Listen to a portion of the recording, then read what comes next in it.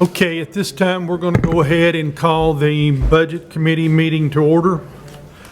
We do have minutes. We have a motion and a second to approve the May 24th minutes. Any questions? All in favor say aye. Aye. Any opposed?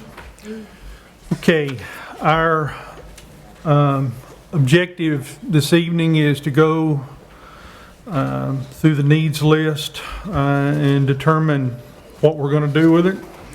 And just want to remind everybody that we're looking at the county as a whole. Whether it doesn't matter what department, if it's a need for Wilson County, we need to look at it and see if we can address it or not. What we've done, the mayor has shared with us some figures and some information about where a few things can come from, how things can be paid for. What I did, I took the mayor's notes and put them on paper. And so that's what I handed out to the committee just now. And The whole front row needs those. what we need to do is go through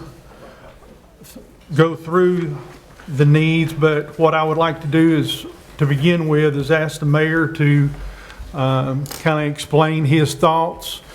And just please understand that what the mayor or I are expressing this evening is just one idea of how things can be taken care of, and if the committee needs to determine whether they want any changes made in this or not. So, Mayor Hutto, yours. Thank you, Mr. Marlowe. Yeah, I sent you a copy, the Budget Committee members, a copy of, or Mr. Marlowe did, of what we organized. And really, all I did was took the sheet that Aaron made, it's got all the needs on it, and grouped it into sections.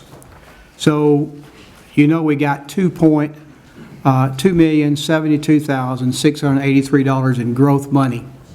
So on that, I grouped it, just kind of working my way down. The sheriff had asked for 8 deputies, an SRO, a detective, a dispatch, and then the WEMA personnel that's in there at 991, that included 6 people at Watertown, 6 people at Lebanon, a fire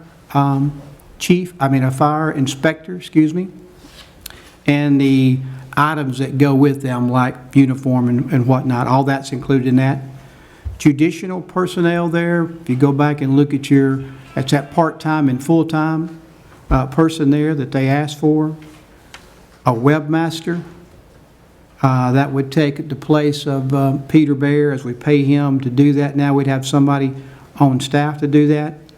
And then the list of various needs, and I just grouped all of those right below that there. You see, that's the small items, just put them all there together, which came up to $120,000.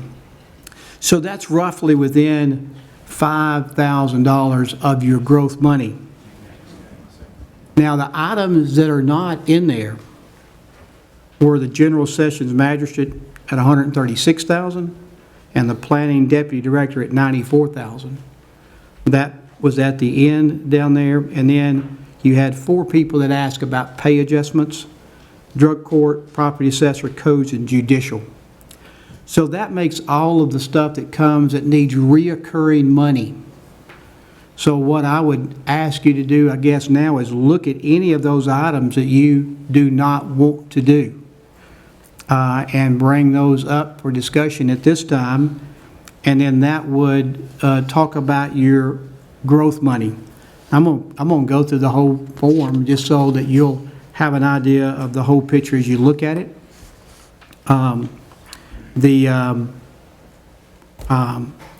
Ag Center fuel, Ag Center maintenance, Expo Center utilities, those are done through revenues of the hotel motel tax. So those will be increased by way of the hotel motel tax and be taken care of in that manner. If you flip to the second page, those are non-reoccurring items.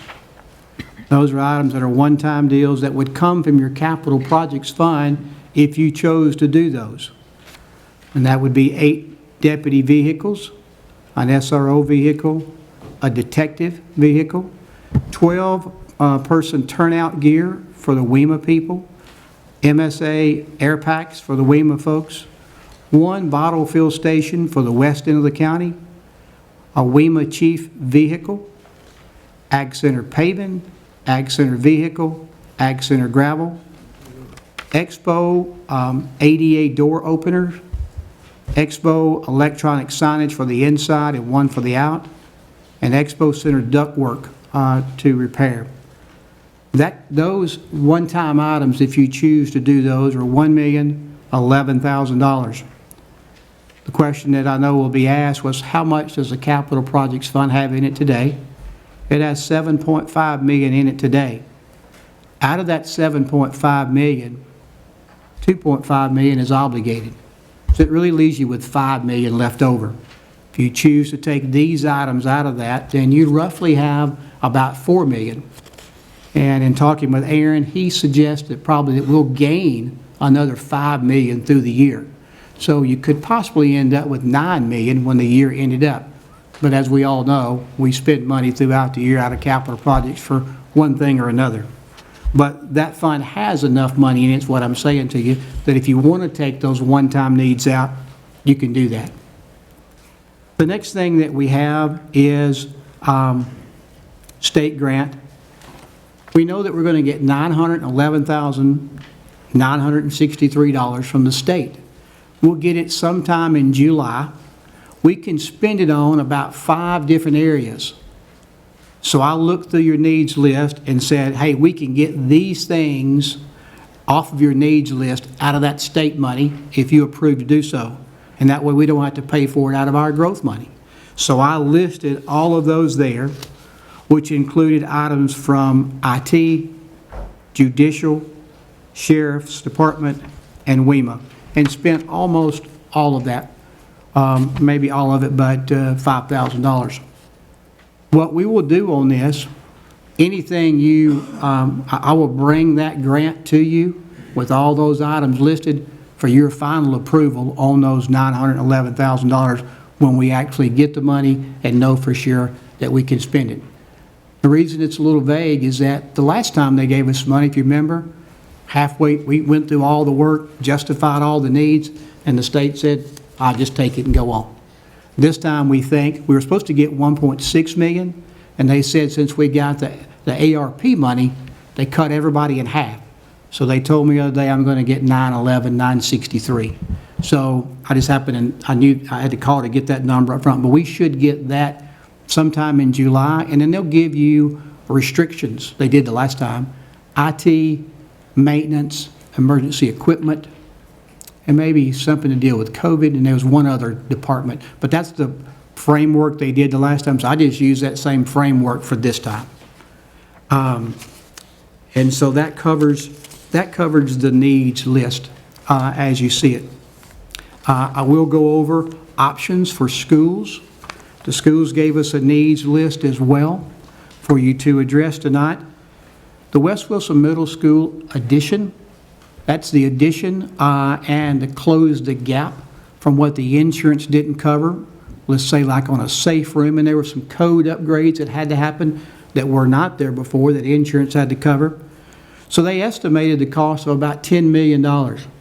We checked with Ashley McAnulty, and Ashley said that there was enough capacity in our special purpose tax fund, the one that's already been shared with the special school district, so you wouldn't have to share any monies with those. These are funds set aside, already been shared, that there's enough money in there to cover this $10 million without a tax increase if you choose to do so. It was created by the refinancing of the 2 bonds that you did not long ago on the savings. They asked for a 5% classified pay raise.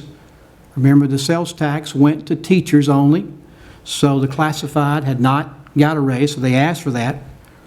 We have talked with both Dr. Wright and Mr. Luttrell. They said, if you remember last year, they came to us and said, hey, look, if you'll cover the adult high school or the GED program, or pick up 2 debt payments that we have that we make every year, we transfer the money to you for you to make them. Those 2 are energy efficient bonds, I believe. I don't remember exactly the details on that.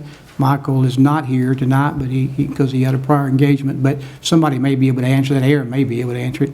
But they asked us, and you remember we worked that out, so we didn't do that last year.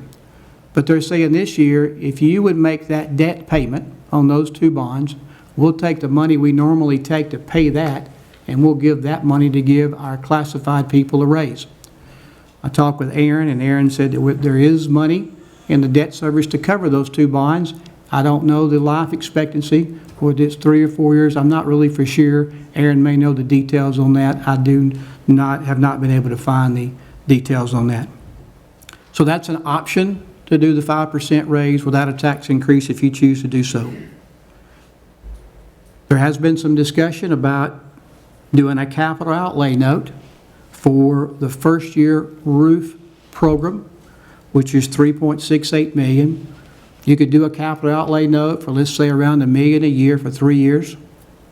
And we've had conversations with them, and I'll let them speak. I can't speak for them. But if we did year 1 on the roofing program, they would do year 2, 3, and 4 out of possibly the ESSER money that they're talked about getting a little bit later. Don't know that that's a fact. I'll let them speak to that when we get to that discussion. So you could do that on that particular need. There was some conversation about the PTAC units. I heard y'all talking about that a while ago. I don't know if that's been taken off the table, but I knew that some of our people had asked about more details on that. Do I have any direction on that from anybody? Mr. Luttrell? Mayor, we've looked at that, and while we know there's a need for that, we met this morning and discussed, that's a big chunk of money. And at this time, I would like to spend the first few weeks getting more information. I want to know myself, before we're committing and asking you to commit money, what is it? What can we do different? Is there a possibility to do something different? And so I think it would be smart to go back and study that situation before we come to you and ask for money for it. And we know there's a problem. I mean, we know they're aging out. We do know that. But, and we've had to request in safety, and we want our children safe. But there's some things that I think we can look at to see where are we at with them currently, and how do we go about replacing them? Is there some other alternatives? And so I would like to have an opportunity to research that a little bit more before we ask you to fund it. Okay. So that would take the PTAC off. That would only leave the summer roofing program, or the roofing program. If you chose to do so, you do the first year and they do the rest, and not bring it back to you with ESSER money. Outside of that, the options here going forward would have to have extra revenue. So if you wanted to do the 7 maintenance positions at $455,000, that would require 0.8 cents. 0.8 cents, not 1 cent, but 0.8 cents on the tax rate. The replacement of Chromebooks is $1,883,000. To do that, you could do 2 cents, which would only get you $1.1 million, really, in our pennies worth. But if they kept that, they could replace those books over the next several years. It would take them, they couldn't do what they asked for the first year, but that would be 2 cents to do at least every year to replace the Chromebooks that they have bought, mainly through when we built a school. I think you bought books at that time to give those students. And so those now will begin to age out over time. The insurance fund is $3.6 million. Cannot do that all at one time either. You could do 2 cents on that.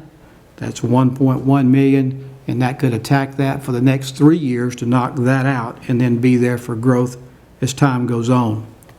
So that would be a total of 4.8 cents if you were to consider any of that, or you could consider none of it. the White Fleet, through my discussion, was that they probably could cover that on their own. And so that kind of rounds out our needs in general. So,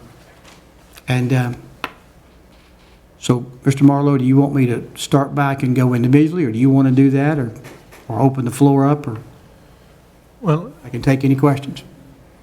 committee members, in what direction would you like to take at this point in time? I have a question.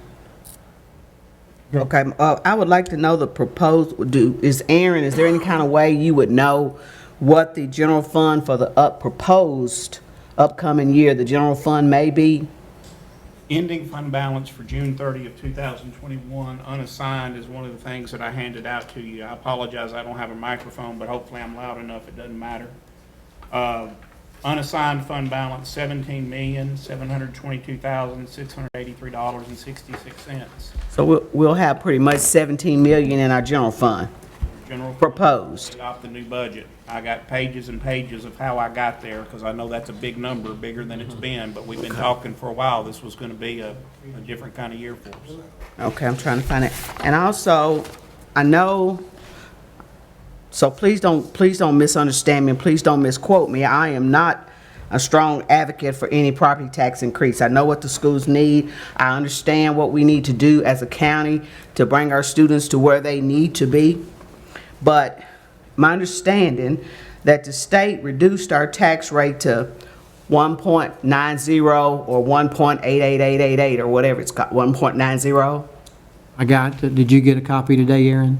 If I did, I didn't see it, sir. Okay, the assessor brought me a copy, certified tax rate of $1.90, 198.9, 198.9. so Okay. almost 191.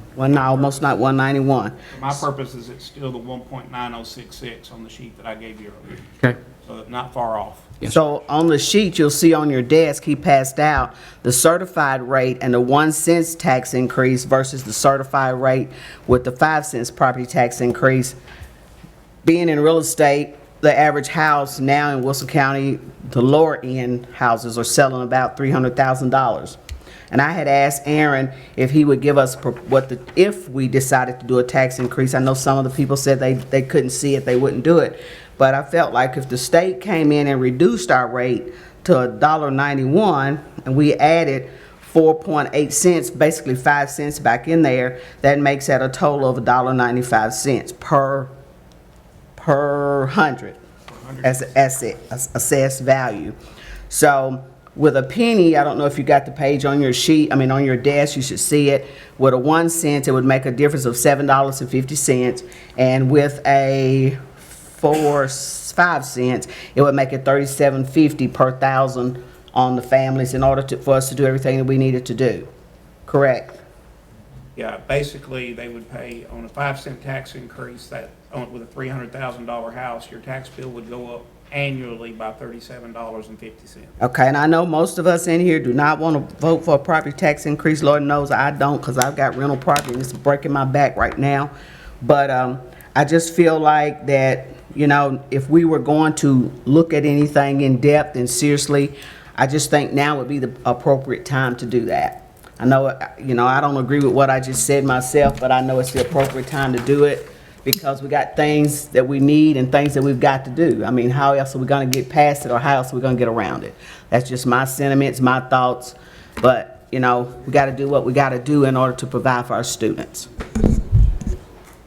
And what would be maybe good, Commissioner Marlowe, is if you went through the needs list first to see if you could pick up any of these other items out of the school list that would not require you to have a tax increase at all. If you want, but if you use it all, of course you won't, but that might be the best start.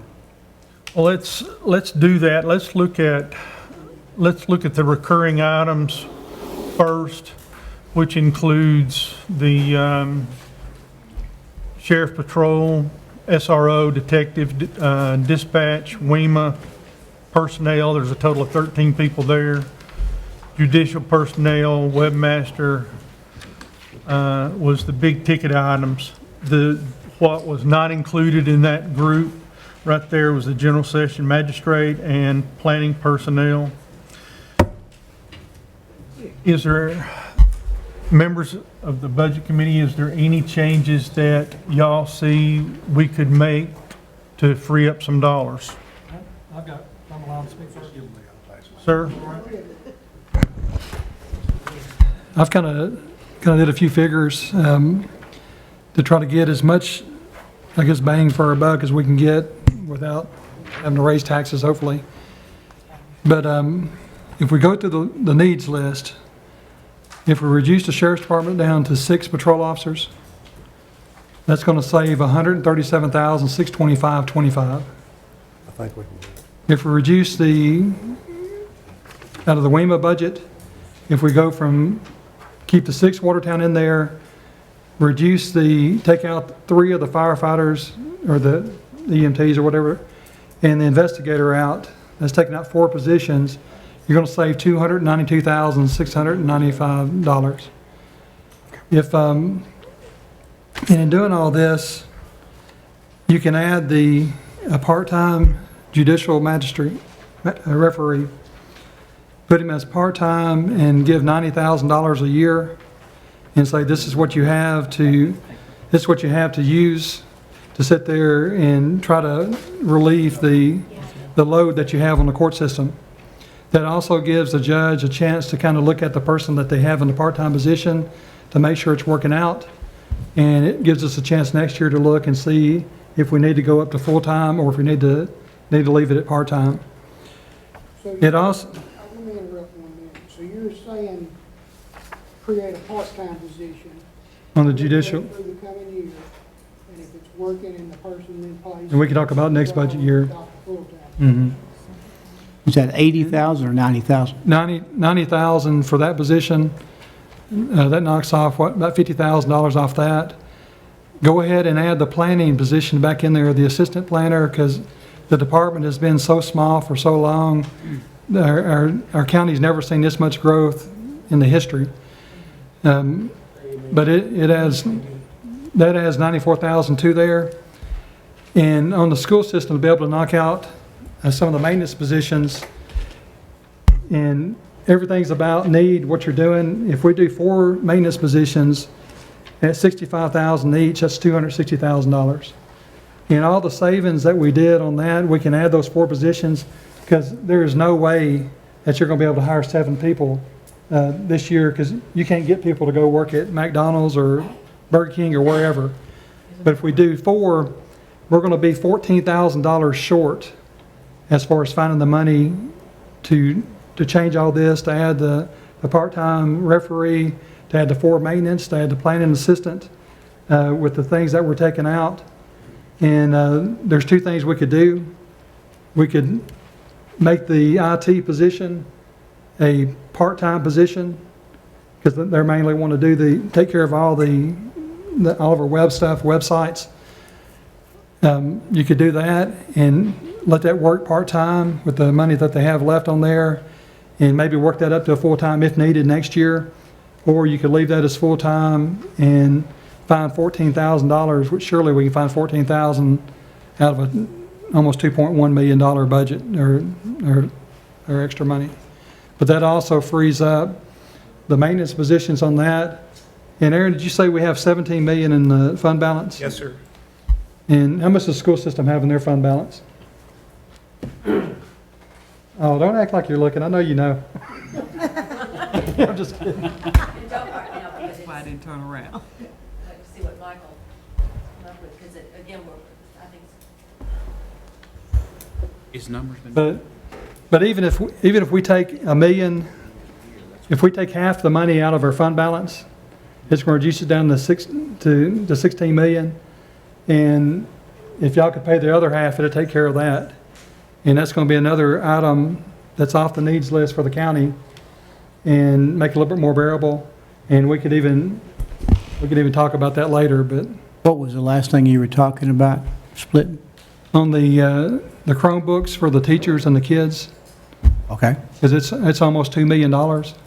If we took $1 million out of fund balance, then we could do the majority of that, and maybe the school system could fund the other half for this part. But that's kind of my ideas for it. it kind of keeps us from hopefully having to raise the rate, because no matter how you look at it, we got the rate from the state, it's the 198.9. If we add anything to it, it's like we're going to our citizens of the county and ask for a pay increase, for a tax increase. That's my 2 cents. Only thing I'd like to ask, I don't know if this is the right time to ask that or not, is that can the sheriff and WEMA, as fast and quickly as the county is growing, can sheriff and WEMA survive with cuts like we're trying to cut them? The number of people that we're trying to cut. Will they be able to survive that? I mean, I know now they're probably short and running real close on everything that they do now, but I don't know if, can they survive? I mean, they'll have to if that's what we decide to do, but how is it gonna protect our county? Sheriff, you want to Let speak me to ask- it? Sheriff can, go Let me ahead. ask one thing. You know, you were saying cutting 2 positions I'm just looking at the sheriff's department. Would the department prefer those 2 positions to be something else besides patrol? Sheriff, you want to speak to that? Understand the question there, Commissioner Barlow. What he was asking was, you have 8 deputies there, you have 1 dispatch, you have 1 detective and 1 SRO. They were considering asking you to take 2 of the deputies away. Mr. Marlowe said, hey, would you rather those 2 positions be something else, like one of the dispatchers or something like that? That's what the Or question was. what are you saying, cut it down by 2? Would you leave your deputies and do away with your dispatch? I would ask that we lower at least 2 deputies and bring that down, and I can still do the dispatcher and the detective. Okay. And I would like to say this, I appreciate that, Mr. Glover, and I understand where y'all are at, okay? I understand. But we're to the point in this county where it's going to take, we're going to have to increase our staffing. We're going to have to increase the staffing on these patrol. We're going to increase staffing on dispatchers and detectives this year, because next year and the following year and the year after that, we're going to have to be addressing the jail. We're building a jail up there, but if we don't have the people to staff it, that's a whole different ballgame. And I just ask that y'all consider my needs, and I would be willing, Mr. Marlowe, to drop it down to where I can still hire the detective and the dispatcher. Okay. Thank you. Thank you. Sheriff Bryan, I appreciate you working with. Sheriff Bryan has said he will work next year to get half of his people he needs for the jail, so he won't hit us really hard all at one time, and then the following year get the other half, and that's when the jail will be open. It won't be open next year. And I would like to reiterate on what you're saying, and yes, the whole time we was planning this jail, we try to plan it as far as it relates. The building, yeah, it cost, but what cost you over the years is the employees. And we're going to try not to hit y'all all at one time. We'll hire a few next year. The following year, we can probably go over in the next 2 years after that, slowly getting people in where it needs. It depends on how many people gets arrested. So we'll work with you on that one. But these people that I've asked for is a need. It's a true need, and I appreciate your consideration on it. Okay?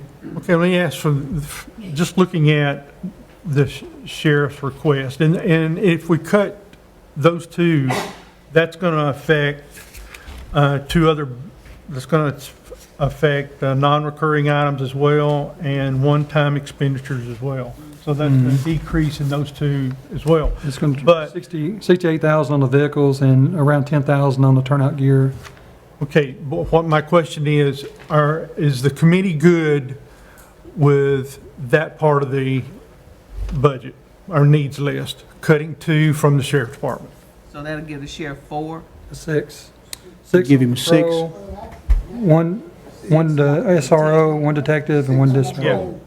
So, Commissioner Marlowe, if I could just add, if everybody's good with the sheriff's part, that 6 patrol officers for the sheriff part, you could scratch out that $550,501, and you could put in $412 and $412,876. $412,876. And if you're good with the SRO at 68, detective at 73, and the dispatch at 69, you can leave the sheriff's department and move on to WEMA. Okay, that was gonna be my question. Are y'all good with that? Can we vote on just Yeah, that part? I think so, yeah. Okay. Well, I'm just talking about for sheriff. I understand, but I'd love to know what Go ahead, total Doug. is for actually doing No. so. That makes sense? What do you advise, Okay. Mike? I'm All right. just gonna compound it. So y'all good with sheriff's department? Okay. What was say again, William, what you talking about with WEMA? On the WEMA, I know we're doing a building in Watertown, so we have to put people in there. It's gonna take 6 people, 2 per shift. We're wanting to do another ambulance in Lebanon, which was gonna be six EMTs, paramedics and such, plus a investigator. So if we take out 3 of the positions, not do the ambulance this year, but add 3 people, that would put 1 person on each shift.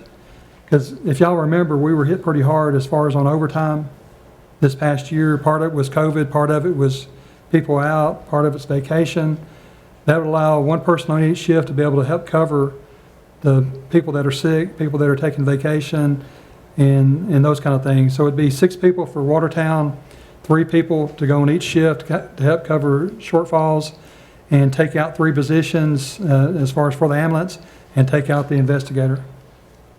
So you're saying for WEMA personnel, you're cutting it from 13 to 9? Yes.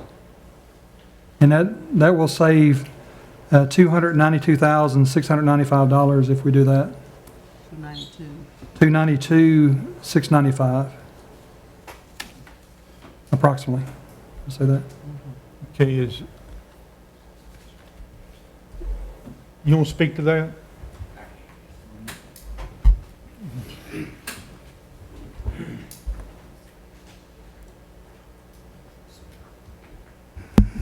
Good evening, Budget Committee. In regards to William and Annette's proposal, I guess first and foremost, the data just does show that Lebanon has the most ambulance calls. Those personnel, well, just about everything on here is pretty critical. I mean, as far as Wilson County growing and us maintaining that growth in order to respond to it publicly. But with that said, can we survive? Yes, we can survive. We've been surviving for years, but that's because we have good people. Yes, they break their backs every day. And as stated, can we survive? Yes, we're going to. Just some of them will be run to death and some of them won't. I mean, that's the way it works. Chris knows what I'm talking about. We've always needed people, but so does everybody else. So you have to look at that.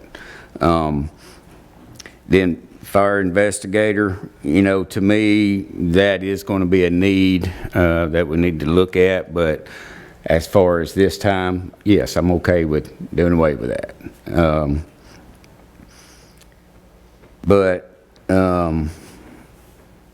With the 9, yes, the 3 floaters will benefit the shifts to fill in the empty spaces, vacations, things like that. But I do, on the record, want to say that at some point, we're going to have to address this ambulance situation because it's almost to the point to where we can't handle it, but we can survive. So there we go. And just to If there's any other. ask the chairman if I could say something, just today, just listen to the radio, they're coming from Gladeville to come into Lebanon because they're gone. The ambulances are gone. They're coming from Tucker's Crossroad, 1 come from Watertown. So technically, when you do that, you're prolonging it. Lebanon's been needing an ambulance for a long time. So I'm just gonna go on the record saying that too, as working, And I fully understand that, and we talked in the committee a minute ago that hopefully next year we can add another 3 and put it in place. And all this is trying to take care of our needs, and it's just my idea. We got so many needs in Wilson County, and I just have a hard time trying to increase taxes, which I know it's kind of a shell game, but some people that's paying 198.9, their house properties went up $250,000. It's going to be up no matter what. There's a large variety. So I would love to give everybody's needs, and like I said, this is just my idea. I know everybody's got one, but it's trying to address kind of all the needs. 9 people for Director Cooper there, the sheriff, got what, nine people? That's just like I said, just my thoughts. Joey, just for the record, you'll need 6 definitely next year, right? Yes, yes, yes, sir. We need more We than don't that. have any way around that. If I may, do you have the percentage of your calls for Lebanon and also the percentage of the calls in Mount Juliet? Do you have those numbers by any chance? Let's see. No, sir, I left them at home. Roughly based on past data, Joey, You remember. about 42% here, about 19 to 22% in Mount Juliet. We're talking about ambulance calls. You're right, yeah. That was- About 42 to 43% here, about 19 to 22% in Mount Right, yeah. That sounds pretty close. The rest of it in the rest of the county. Okay, so at this point, we're talking about decreasing WEMA personnel from 13 to 9. Is any other of the committee's members? Tommy, you have anything you want to throw in there? Okay. May I throw out one more thing? Yes, sir. If you don't care. Because y'all were talking about IT, I think, a while ago, 14,000. I have talked that over. I am willing, if needed, out of drug and medical supplies, Brian can get by with 15,000 to go into that line if that's approved. And I'll give 14,000 to IT, if that'll help any. Hey, I know how IT works, man. I tell you, we're overrun at our building, so if it'll help somebody else, I'll do it. Sir? All right, that's it. I don't want to make it look like I'm the only one for a property tax increase, because Lord knows I'm not. I'm just about getting the needs with the people of the county. I don't want to see the county have to do without, I guess is what I'm looking for. I mean, I know we can't afford it, and we got to do what we got to do to get where we're trying to go, and I understand that. I just hate to see the sheriff and WEMA, which in the school system, of course, are very vital to our community, but one day we'll get there, hopefully. So Commissioner Marlowe, Yes, sir. if we did what was suggested, so the 6 people at Watertown was $431,329. And if you divide in half the 6 people at Lebanon, you get $202,697. So you could mark out that $991,262 if you're not going to do the fire inspector, and put the number down of $634,026. $634,026. That would be 3 roving to cover people that are on vacation or sick, and that would be 6 people in Watertown. And here again, those decreasing that number from 13 to 9 would also affect Capital projects. non-recurring items and, yeah. Yes, sir. Thank She Lauren. had a question. So, all right, are y'all She had a question. concerning those positions, those WEMA positions? Y'all good? Y'all good? Y'all good? Yeah, I'm not good, but I'll Okay. tolerate it. okay. All right, I have a question, and I think Joey and Brian probably need to address, to be able to answer this. House Bill 719 was passed by the legislature this last session, which put into effect mandatory, or made ambulance service now an essential service. Up until this year, ambulance service was something that counties could provide. It's now an essential service, so it's mandated by the state that the county actually provides ambulance service. So here is my question. I'm reading the TCA code direct. It says, "The governing body of any county of the state shall make a provision for ambulance service as an essential service. This provision must meet the minimum qualifications for an ambulance service as set by the Emergency Medical Services Board." Can either one of you address what that means? What are the minimum qualifications for an ambulance service as set by the Emergency Medical Services Board?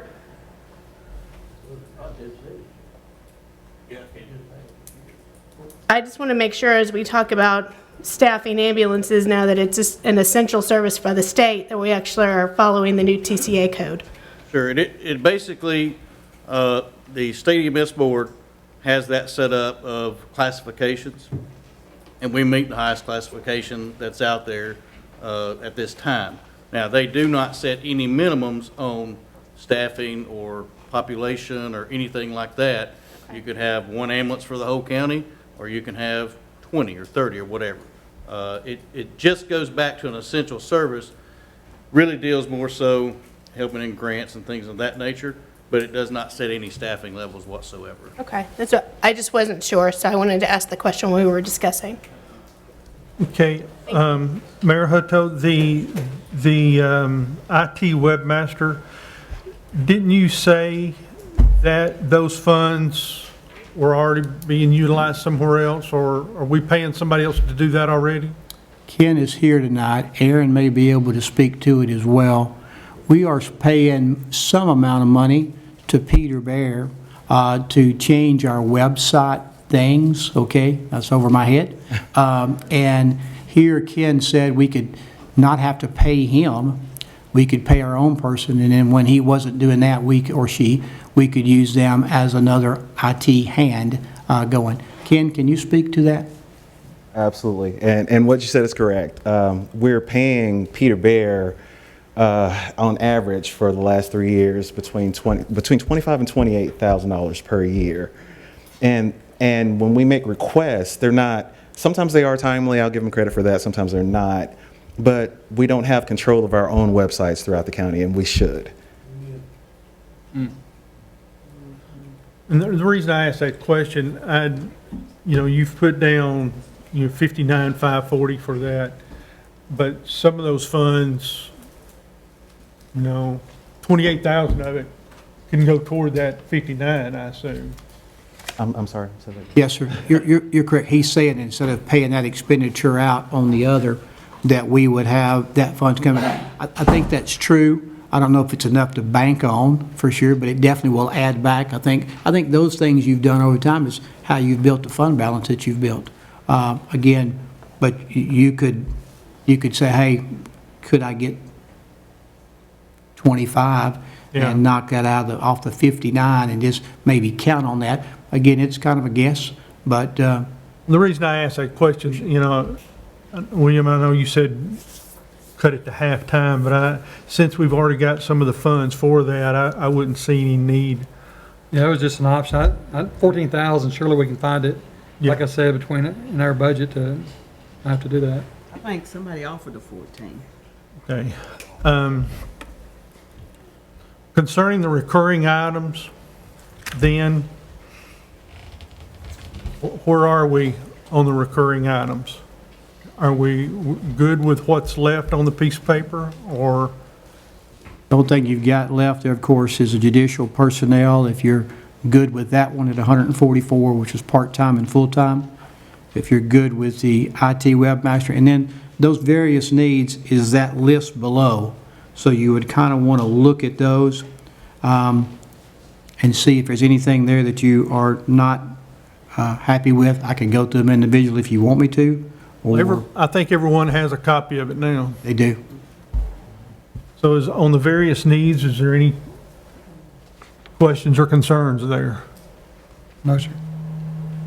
I thought we was just going over it first and then come back for motion.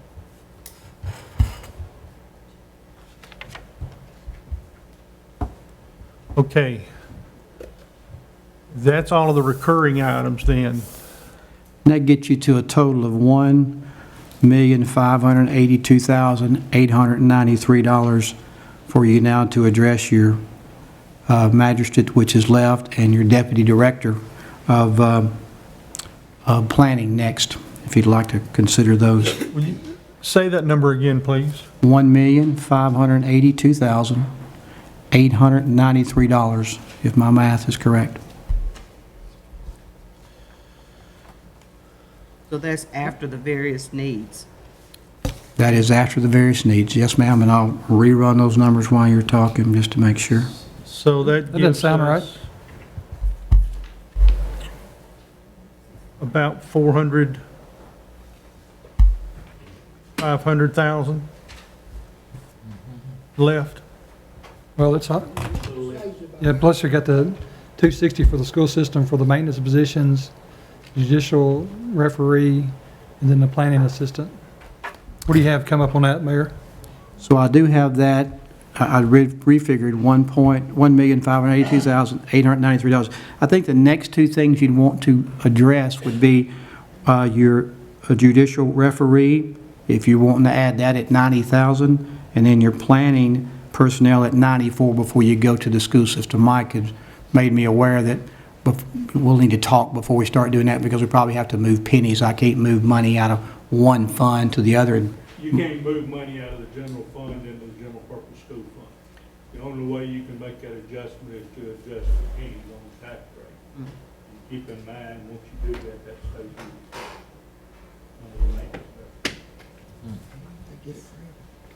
Okay. Concerning the magistrate, or whatever you want to call it, and we've gone back and forth talking about half-time and full-time. What's going to be the most beneficial for general sessions?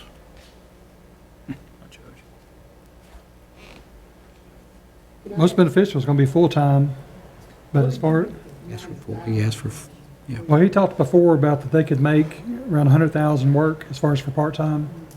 Well, he came up, when I asked him, he came up with an hourly figure. And he, that's why he also said about the hourly, he said that he will, whatever we give him, they will work the hours up to that point. So that's a little bit better than 80,000, not quite at 100,000, but it kind of puts it halfway in the middle. Can I say something, please? I think for the money, we're talking 80,000 part-time, 100,000 full-time. I think we need to go full-time on the magistrate for 100,000, because economically, it looks like that's your best deal to me. 20 more thousand to have a full-time person versus a part-time person. I would go. It's actually going to be about 50,000. What is it? 36,000. I thought it was 80 versus 100. It's 136 versus 90. You're saving $50,000 by doing the 90,000. But that includes benefits and everything. It'll correct. be part-time, so. It is total package, yes, sir. If you don't do it now, you're gonna be doing it soon, within the next few years anyway. Could I add something to that? The judge was in, he said, in reality, we're so close to another judge, and that is mandated salary then, that the magistrate is a stopgap measure until we go to the full judge. We'll take a private act to do. So that's why it would like the magistrate. They came in for part-time, but as we looked at it, we thought the full-time might be, even stop the full-time judge for a few more years. That's the only reason we came up with that. And again, it's just trying to get it down to make it manageable on the needs, but again, if he looks at it and he likes the person and there's a great need for it, we could always bump it up to full-time if we have the money next year. Like I said, it's just a thought. I'm just trying to throw some stuff out there. And So Commissioner Marlowe, if you take the $1,582,893 that we left off with, if you added the full-time magistrate at $136,162, your balance would be at $1,719,055. If you added the planning to that, it gets to $1,813,343, leaving you a balance left over unspent growth money of around $250,000.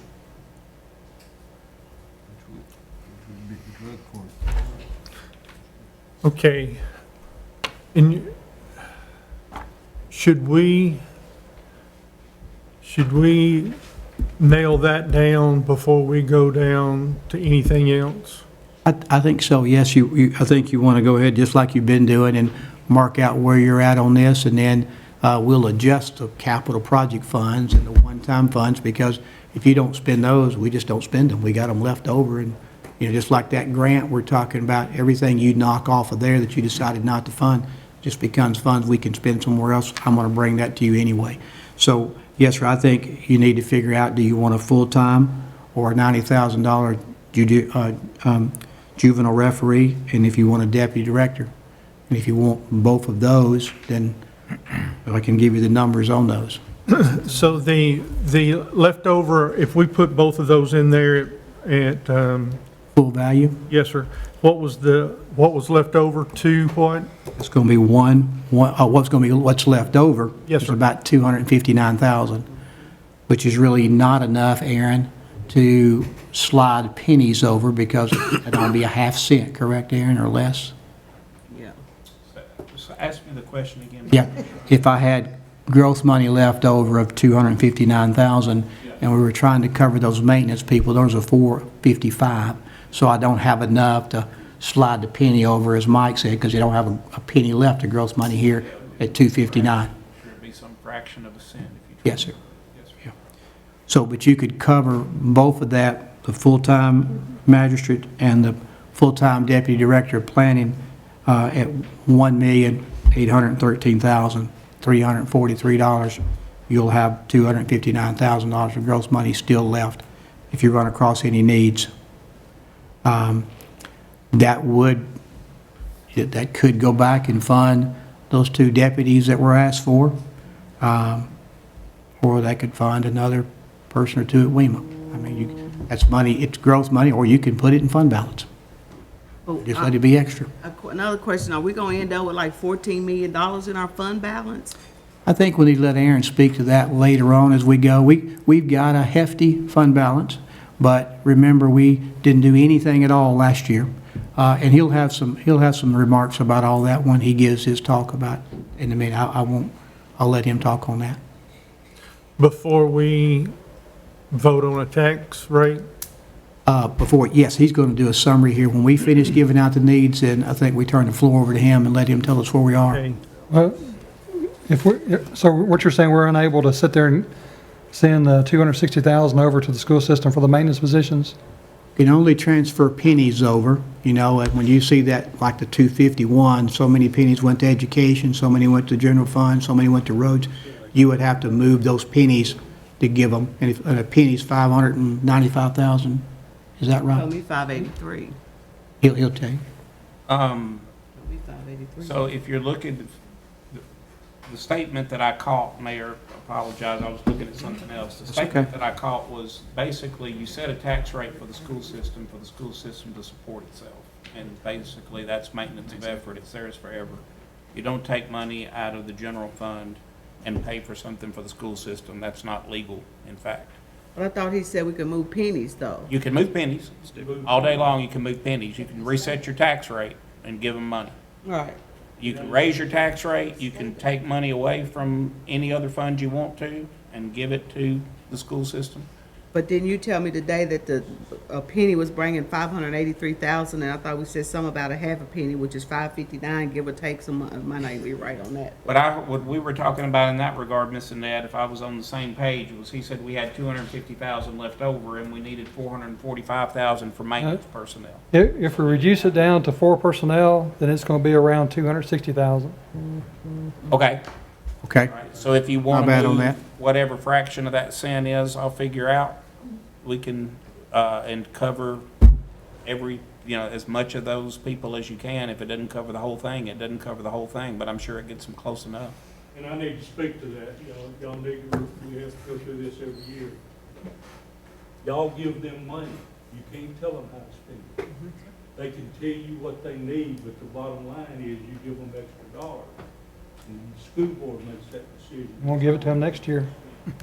Now, that applies to general purpose school fund. If you do something on bonding or whatever, obviously that's committed to a specific purpose. But you can't say, you can recommend to them, I'm gonna give you this money and you hire 4 maintenance people. But if they don't have to. So I think point taken in, I'll stand. I didn't catch that. That's a good catch. If you wanted to do the full-time magistrate and the deputy director, that gets you with 259,000 left over. If you say we're going to swap those pennies over and let them do what they want to with it, we'll request that they do 4 maintenance people. But you could do that, and that would even out your growth money and solve that problem and save a tax increase definitely on those people. So I think that's a good plan if you choose to use that. And I think the school board would be, it wouldn't be a good idea for us to give them money for a certain particular thing, a suggestion, That's all you can do. okay, and them not do it. Yeah. Oh, I agree. I can't believe they would do something like that. And they're all fine people. Bad idea. Don't misunderstand. Yeah. But if they get into a tight situation and they gotta look somewhere for money, they can take that money, just like you can from somewhere else. Yeah, okay. Okay, so can I ask one more question here? I mean, we're gonna give them for the maintenance people, but what are we gonna do about the insurance if they're gonna fall short? They've told us several years in a row about this insurance is gonna fall short. I think that'll come towards the end of our meeting. Okay. Okay, we're just trying to knock out one thing at a time here, I I'm think. sorry, I get ahead of No, myself. there's no trouble. So you're welcome to do, I think that's said, if you'd like to do that. Okay. Committee, can we agree to that? To those, to the recurring items and put that to bed? Tommy, are you good with that? Okay, would somebody like to make a motion to that effect? Make a motion as we presented. Have a motion and a second. Okay, Aaron, do you completely understand what that is? Yes, sir. Okay. Is there any other discussion concerning the motion? Tommy seconded. Any further discussion? All in favor say aye. Aye. Aye. It's unanimous. That takes care of your growth money. Really nothing to do on the Ag Center. Mayor, one thing, those pay adjustments, you didn't include those in that number. No, sir. Yes or no, they're at the bottom, sorry. No. So if you go to non-reoccurring items,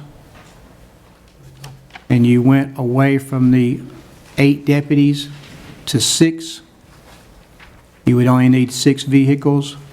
You could mark out to 272,000 to 204,000. You would still need the SRO vehicle, the detective vehicle. And then the personnel for the 12, we went from 6 to 9, is that correct? 12 to 9. 12 to 9. Okay, I can tell you. Actually, 13 to 9. That 13th person Yeah, but probably wouldn't have. that didn't, he didn't get a turnout. I didn't get a vehicle. Times, some got 9 personnel. That's right, isn't it? So that figure should go to 9 personnel instead of 12. We'll go to $30,750. The air packs, Director Cooper, are the air packs, were they set aside for 12 here? Is that correct too? Director Cooper? No, I think that's replacing, the air packs wasn't just for those 12 people, were they? No, it was for the whole system. Okay, so we'll leave that number as it is? Yeah. Okay? All right. And then you see the rest of the items there on the capital projects list. So that has been adjusted. Okay, committee members, is there anything else on that list that you would like to address? I would like to address the chief's vehicle. I mean, I think that's only $50,000, but I believe that we could probably hold off of that for another year as well.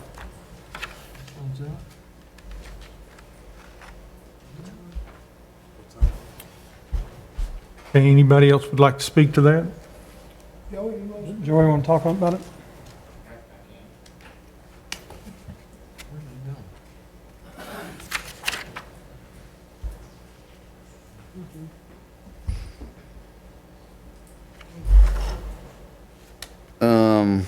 So the vehicle, all right, a few years back, the first vehicle that y'all bought, went to me. This was about, I'm just throwing a number, I think 3 years ago, 4 years ago, something like that.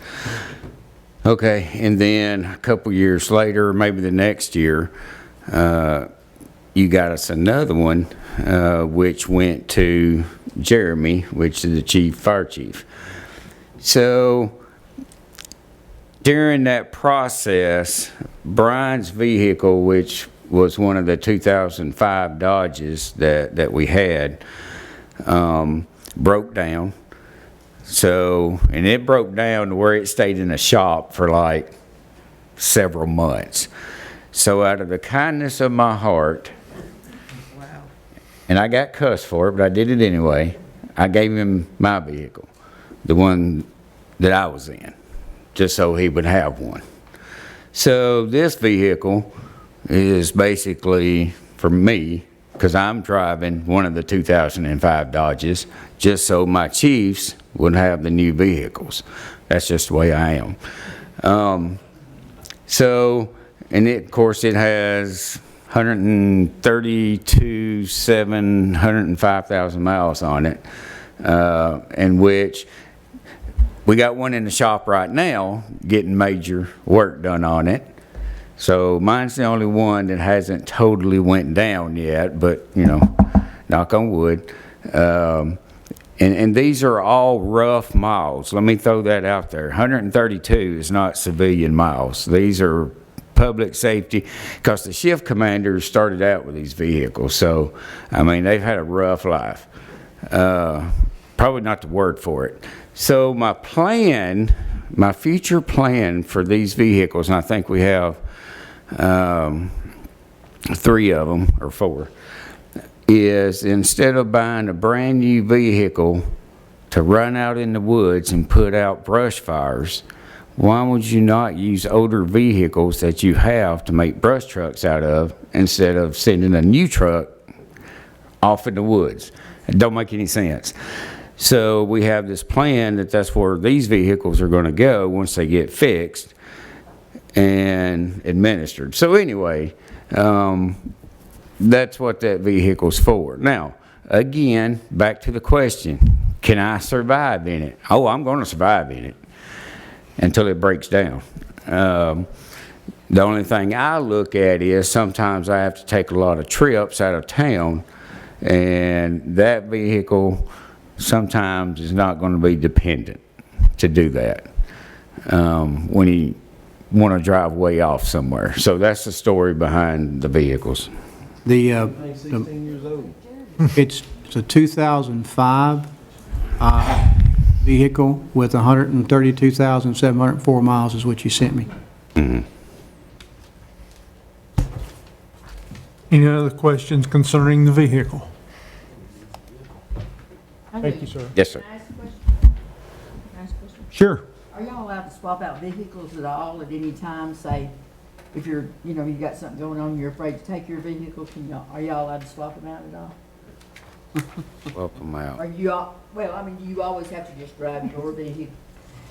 Well, I mean, I'm trying to understand as far as swap out. Well, I mean, if I needed to go somewhere, is that what you're saying, and I could borrow his and go oh, yeah. So like if you were going on an extended, had to be out of town for Mm-hmm. extended. Yes, I could do that, yes. Yes, that is correct. Make sure they weren't just always allotted to a certain person for indefinitely. Right. What she's asking, Joey, if you can give it out of the goodness of your heart, can you take it back out of the There you go, that's good. That's what the question. I'll drive, hey, I'll drive when I'm in. I mean, I'm here for this county, it's a county vehicle, I'll drive it. I don't care. I just, it needs to be renewed, replaced, but I'll drive it. I'll drive it until the wheels fall off. You know me. Thank you. Yes, sir. So, as you look through these items, if you take the 2 vehicles off or reduce the WEMA turnout gear, it gets you to $932,750. If you decide to take that vehicle off get you to $882,750, so 882, what? $750 if you take the vehicle off. If you leave it on, it's $932,750. That would be coming from capital projects, which you have roughly $5 million in right now, with a possible $5 million to gain, according to Mr. Maynard. Okay, are there any other items on that non-recurring list that any of the committee members want to address? Okay.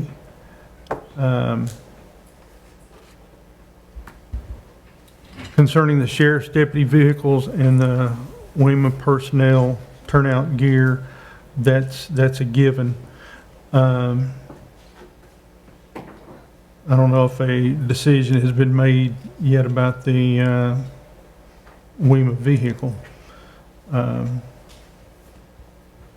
we want to? I think What? it should stay in. Stay in? Stay in?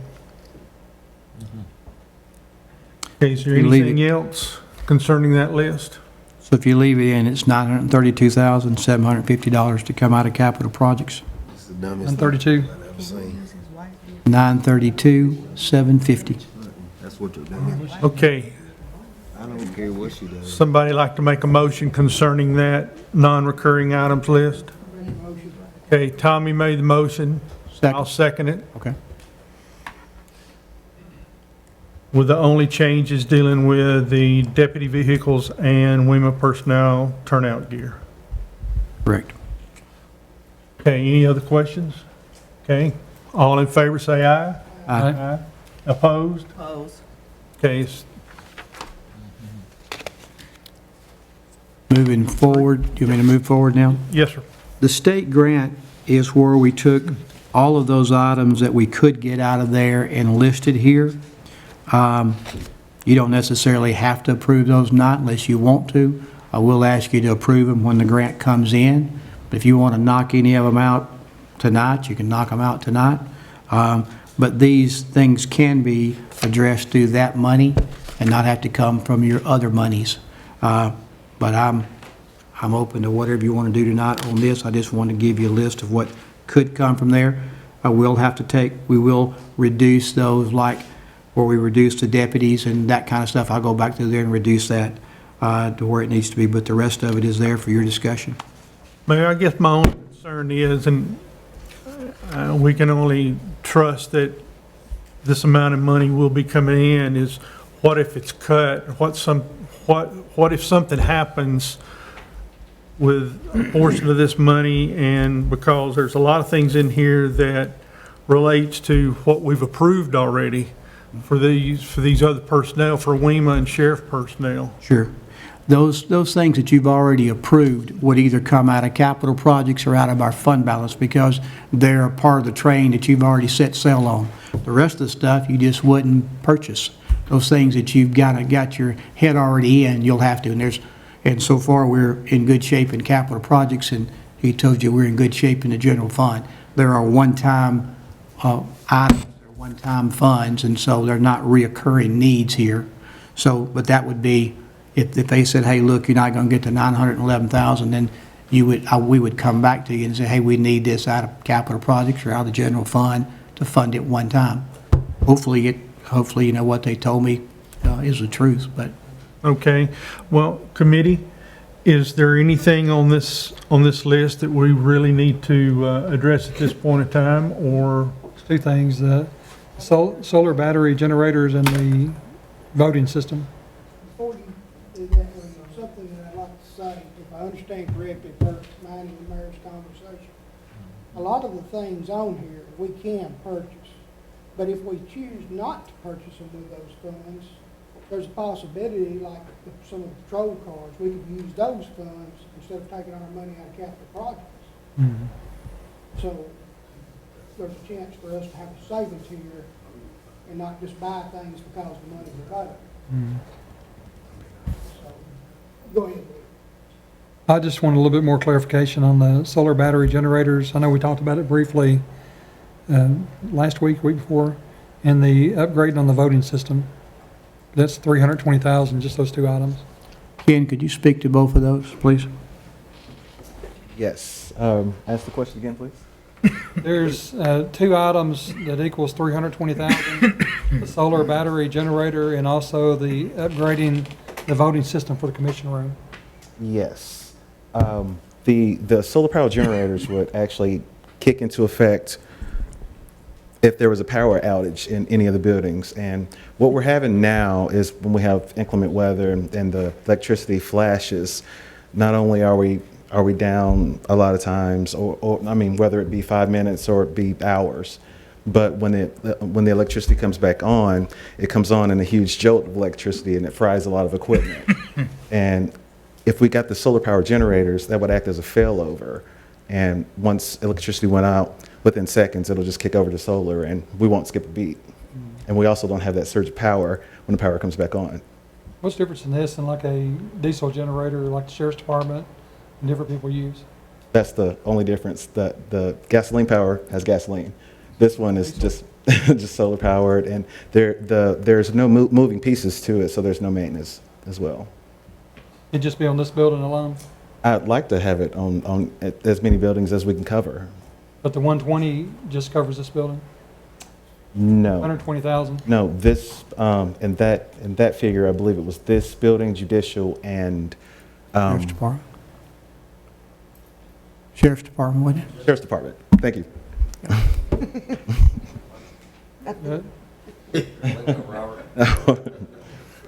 What's it for?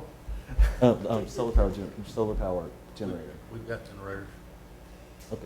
Okay, so we'll just do, we could just. They're on our generator system. Now, I don't know about this building over here. College Street building. The judicial building? Oh, no, it does not. It definitely does not. And also the upgrade for the voting system for in here? Yes. Whenever there's a judicial commissioners meeting, we have to come over and we have to do pre-maintenance and a lot of times post-maintenance. This system really needs to be upgraded. It hasn't been upgraded, I believe, within the last 5 years. Y'all are doing a great job. We always have our fingers crossed.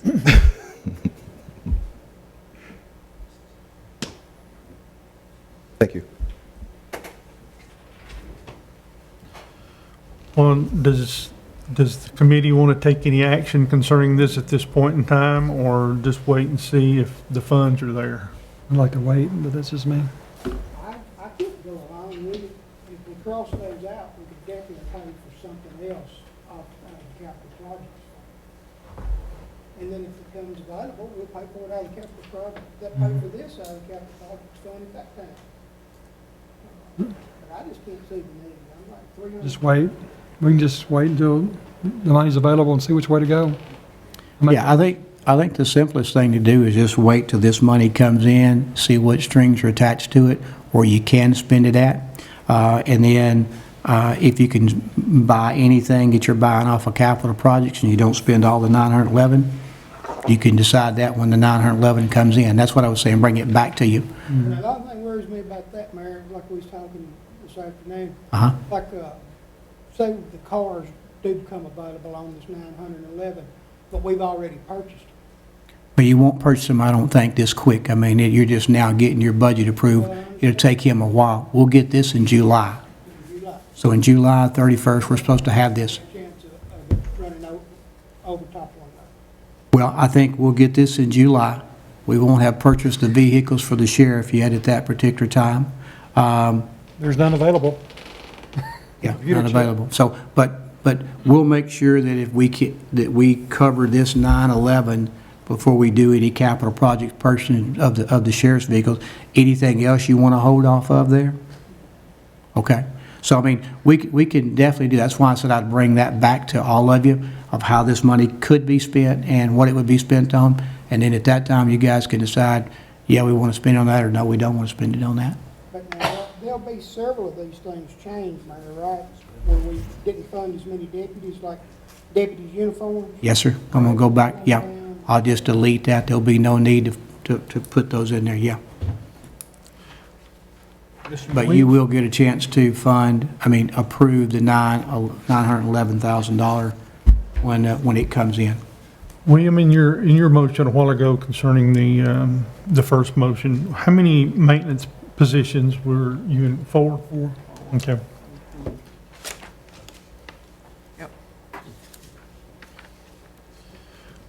Okay, so at this point in time, we're to the school's needs list and how that can be addressed. We've already addressed 4 of the maintenance positions. So, I'd like to make a motion to cover the $10 million out of the special purpose tax fund.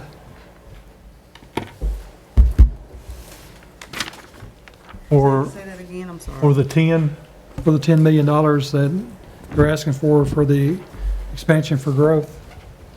Can you speak, Dr. Wright, can you speak to this 10 million exactly what y'all plan on doing? It's other than that, it's Well, as I said earlier, it's not gap money as far as for the insurance. If you'll read the small print down there on the needs assessment, it's the opportunity to increase capacity in the building while we're building new to offset building another school, maybe by 2 to 3 years, maybe more. If we could, while we have the opportunity to build, and we can add an additional wing, we might be able to defer, again, as I'm saying, as far as building another school. Anywhere from 7 to 10 classrooms. And if you look at if you average as far as the 30, the ratio, I'm looking, and I'm saying this as far as speaking on behalf of Mr. Luttrell as well, but trying to defer the increased growth and having to continue to build buildings. If we can start adding on wings where we can, and right now we have an opportunity with a brand new building, 2 new buildings, but we could add an additional wing to West Wilson Middle School for around $10 million that would increase capacity there, delaying another building. so 2 questions. So this $10 million would be for additional classrooms only? Additional classrooms only. Okay. If that is done, what would be the capacity of West Wilson Middle School? Oh, gosh. I'm trying to think I don't have those numbers in front of me right now, Wendell, but looking at the wing itself and addressing this with the architect, if the possibility, we were looking at 8 to 10 classrooms, and so when you're looking at the numbers there, let's just do a 30, you're looking at 300 to 400 additional students. At Upwards, when you were there, I'm trying to remember. well, I can go ahead and tell you, you and Mount Juliet Middle School were in the top 5 largest middle schools in the state, and you were pushing 1,400, and Mount Juliet Middle School was pushing 1,600. So it's going to happen again. So it's the opportunity to offset, instead of a new building at X millions of dollars, 10 million, to add an additional wing to offset or defer another building. Okay. So William, you made that motion? Made the motion for the West Wilson Middle School to borrow the $10 million out of the special purpose tax fund. I'll second that. And then just for discussion, I know we talked about this earlier. That addition, we would just vote to spend up to $10 million. You would actually put that out to bid, find out what that is, bring it back in a resolution, and we would approve that here. Correct, Mike? Correct. Mayor, we have not put, as far as the original blueprint that we're working from right now, we have not put those out to bid yet because we're still in the process. We're in the demolition process right now.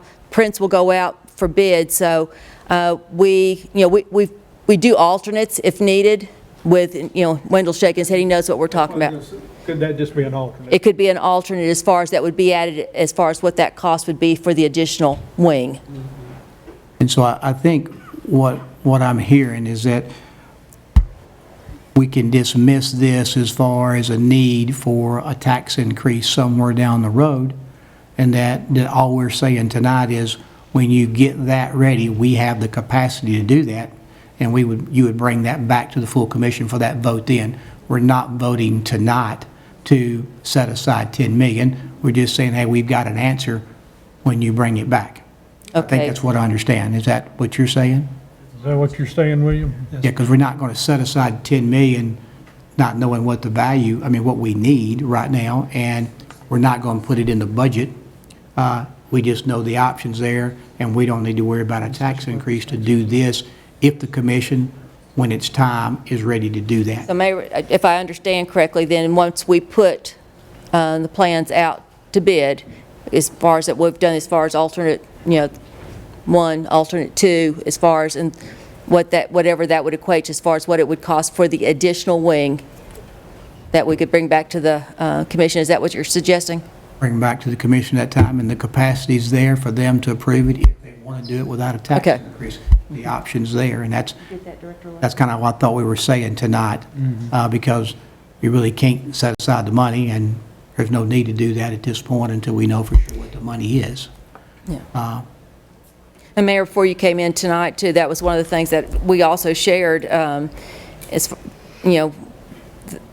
the concern about what we're seeing with increased construction costs as far as it. So that, that's why it becomes important as far as the original bid and whatever that, if it would, bump the cost, because last we heard was a project in Lincoln County, even though it was a small project, it was coming in at $300 a square foot.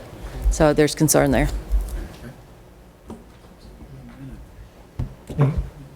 So even though there's a motion and a second made, there's nothing to vote on at this point in time? Not in my mind. You really don't need it tonight unless you're definitely committing that to it, and you may not need that much, you may need more. Yeah. You don't even know what the cost of the school is yet. And so, from my point, when I look at their needs list, I say, okay, what are the options of how we can attack their needs list? And I just bring the options to you.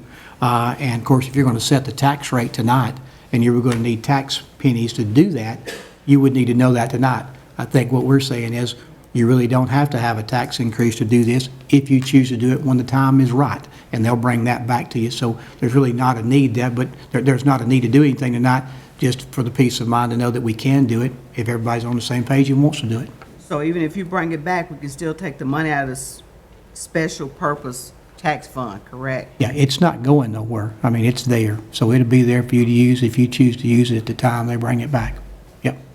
So there's really not a need for a vote, I guess, is in my mind. Okay. The next thing on the list is the, You withdrawing your motion in a second. Is it just procedurally, is that what we're doing? Yes. Yes. classified staff. Before we go on to classified staff, once again, can I ask Dr. Wright to address what a classified versus a certified is, so that we can all have clarification? I understand, but I think there's some question that people didn't understand the difference between classified and certified. Yeah. Presently, we have 1,300 certified staff. Those are positions that are licensed, credentialed teachers. Classified staff, which we have 2,400 total employees, that's your support staff. That can be anything as far as looking those that are, again, non-credentialed, non-certified, but it could be bus drivers, food services, educational assistants, school psychologists, anyone that's outside the certification as far as that are in front of kids in the classroom or working as administrators. Thank you. Oh. Yes, sir. Are we through on that part? I got a question. I haven't heard anything, and if I have, I just missed it. The updating, the $3 million to update the communication system for Sheriff and Wayne. Are we talking about that?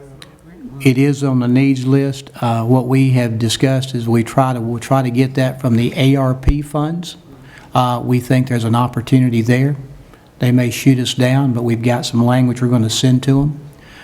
If that don't work, the option to get would be from the Capital Projects Fund or from a capital outlay note. Yeah, I don't think you would do a tax increase for that because it's reoccurring. We are going to address it.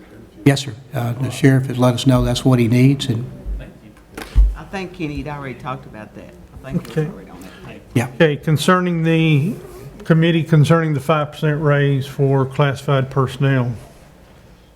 Is Aaron, is he still in here?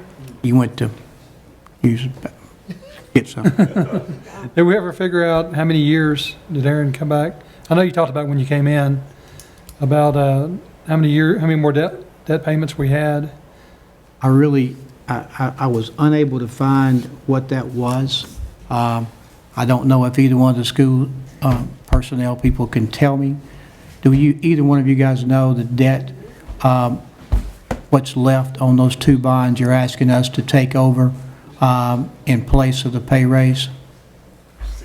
I could not find my notes from last year's, what I was trying to find. Did Aaron leave? No, he'll be right back. Drop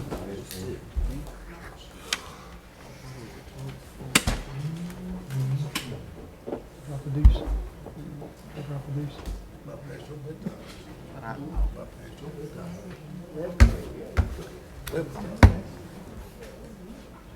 You have yours. I bet I don't.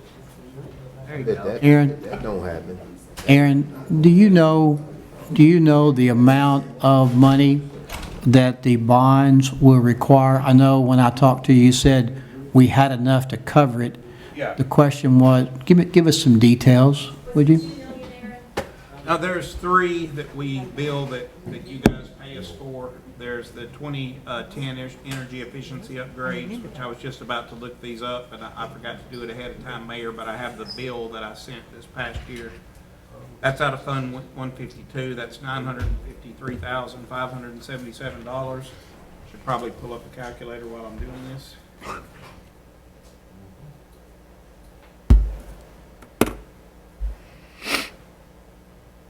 So 953,577. Then there was recent energy efficient upgrades of 230,701. That's what I said. And then the 2019, the indoor practice facilities of 233,380. We wouldn't be covering that one, I don't think. We're not covering that. We're only covering the first two. First two. All right. So minus 230. Oops, 233. 381. So you're talking about $1,184,000 are the two that we get reimbursed for. And we just, do we know the, Say that again, Mr. Jones? $1,181,184. $1,184,000. and do we know the life expectancy on those? I was going to get that for you right now, sir. Okay. This also, if you did this, it would not, it does not add to maintenance of effort, of course, and the 5% classified increase goes on for eternity. These bonds will be paid off at whatever time he tells us.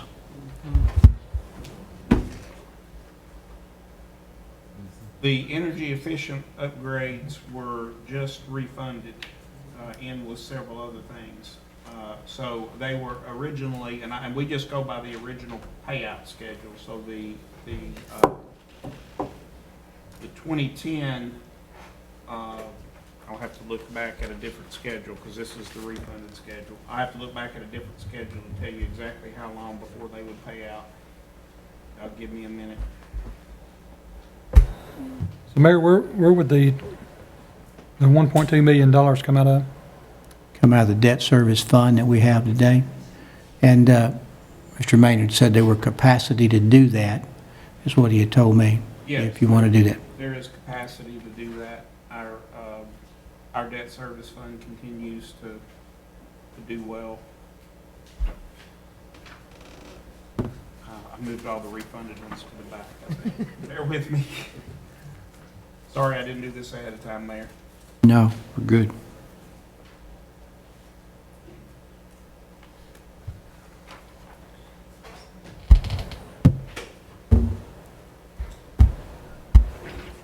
So the school board's going to promise, pinky swear that y'all going to pay the 5%? Surely they wouldn't mislead us. Really? I go ahead and make the motion while he's looking for that, because I think it's they need the increase. I make a motion to pay the 2 debt payments out of our debt service. In turn, for us doing that, they're going to give the classified staff a 5% raise. For a total of $1,000,000. Second. Okay, have a motion and a second. The amount of money that we're about $350,000 difference there, though. The big one, Mayor, would pay off in 2025. 2025 is when we need to pay off the large one. Yeah. But y'all going to make up the difference yourself, right? We don't know where we're gonna get it right now, but that's why we're asking. We have, what was calculated for 5% to cover this next year, it's 1.5 million.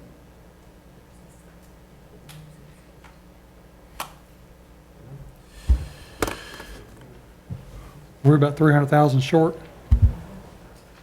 Got that in general fund.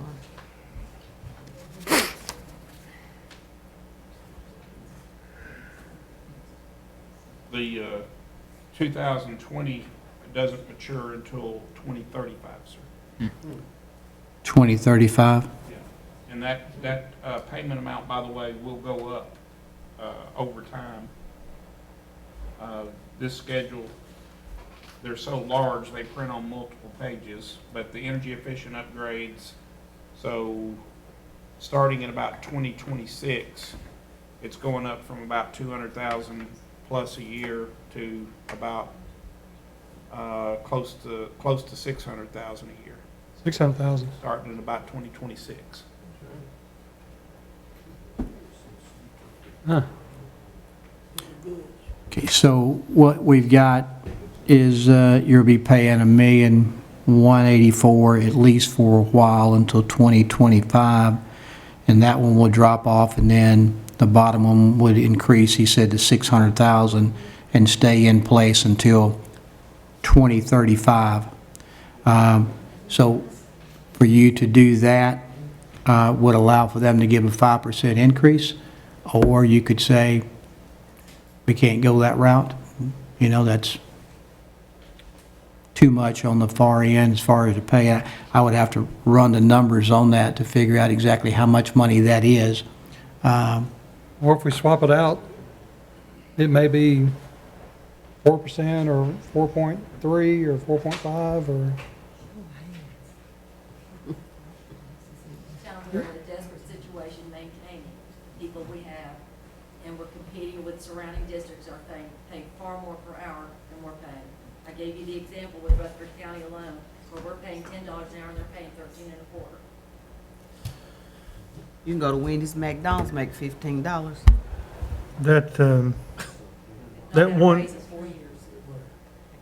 the 1,184,000 would come close to a 4% raise. 4% raise would be around 1.2 million.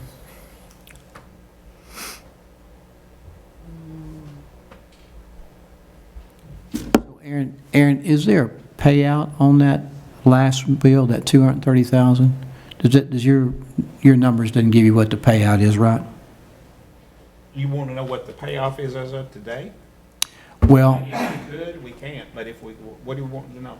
yeah, really what I'm thinking is, as we consider the option, you're considering, instead of giving them money for a raise at 5% for eternity, how much are we paying? And I know on that first bond, we're paying about 3.8 million.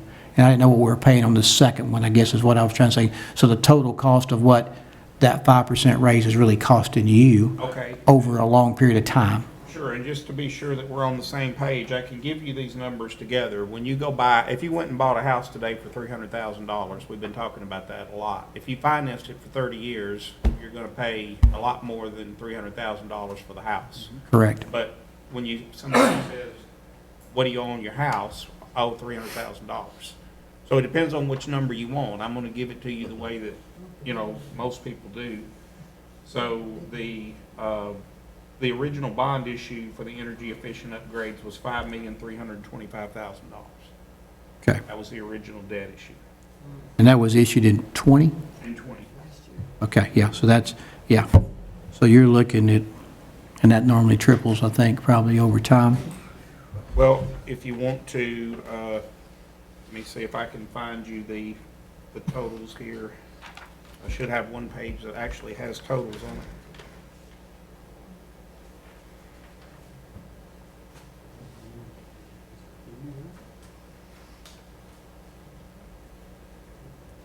So because we were able to borrow money at such a low rate, you're talking about almost $2 million in interest. So you're talking about, let's call it $7,325,000 would be the total that we would pay over time. So really what you, at the end of the day, you're spending $10,500,000 over the period of a time in order to give the 5% raise, which will stay there for ever. So you just have to weigh the odds on where it's worth the $10 million or not on your side to do that. Otherwise, you really don't have an option to give them a 5% raise unless you want to raise taxes. So you can either not give the raise taxes for it, or pay $10,500,000 over a period of time. Aaron, what was the last payout date you said? 2035. 35. Let me reiterate, you are not getting the 5% pay. Correct. It'll have to come out of the school system.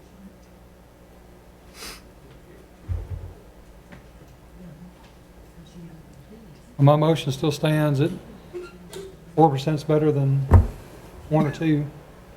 But, I don't think your motion can be 4% or 5%. All you, I'm just saying the amount of money on the bonds, if they're willing to do that, which is almost 1.2 million. Question, but at the end of 2035, how are you gonna fund the raise? That's what you're gonna do. At the end of 2035, how are you gonna fund it?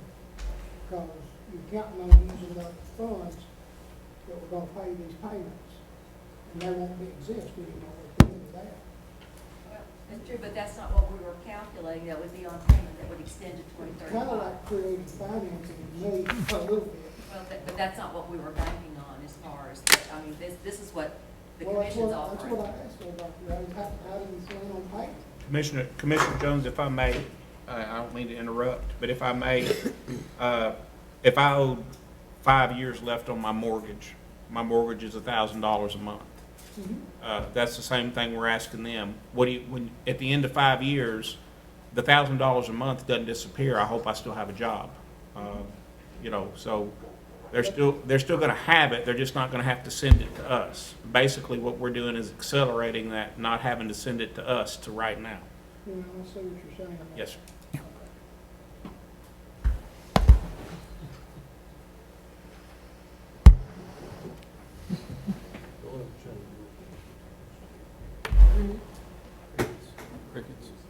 Okay, there's a motion on the floor that has been seconded to utilize these funds for classified pay raises, whatever it comes out to. Do we want to continue that route or need to talk about another route? It's a little discussion. Can we get a second? She did. I seconded it at the 5%, but at the reduced amount.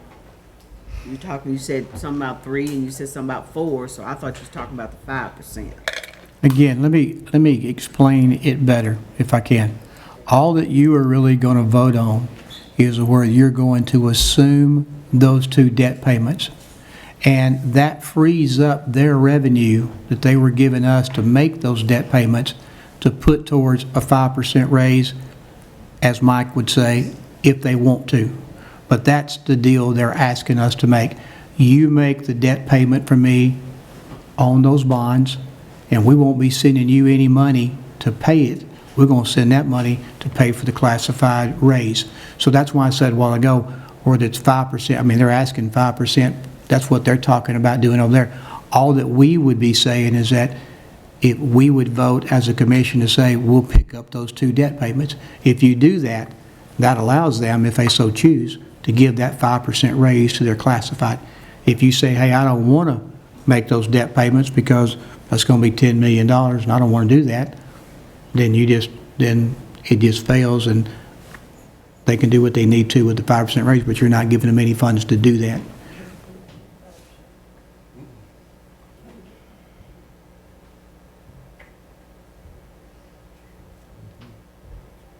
What are you gonna do? What do y'all think about it? School board? Without the funding, we can't do it. It's not within our budget. So we don't need to do this part? So we don't need to make a motion on this part? I mean, Either you're- all or none? We don't, I mean, whether it's 2%, 3%, we don't have, that's why it's on the needs assessment. We do not have the funds to do it. But if we do what, if we approve the motion that you Around made, 1.2 million. it would be 1.18 million, and then they need 1.53. That 1.1 would be close to 4% if they choose to do that.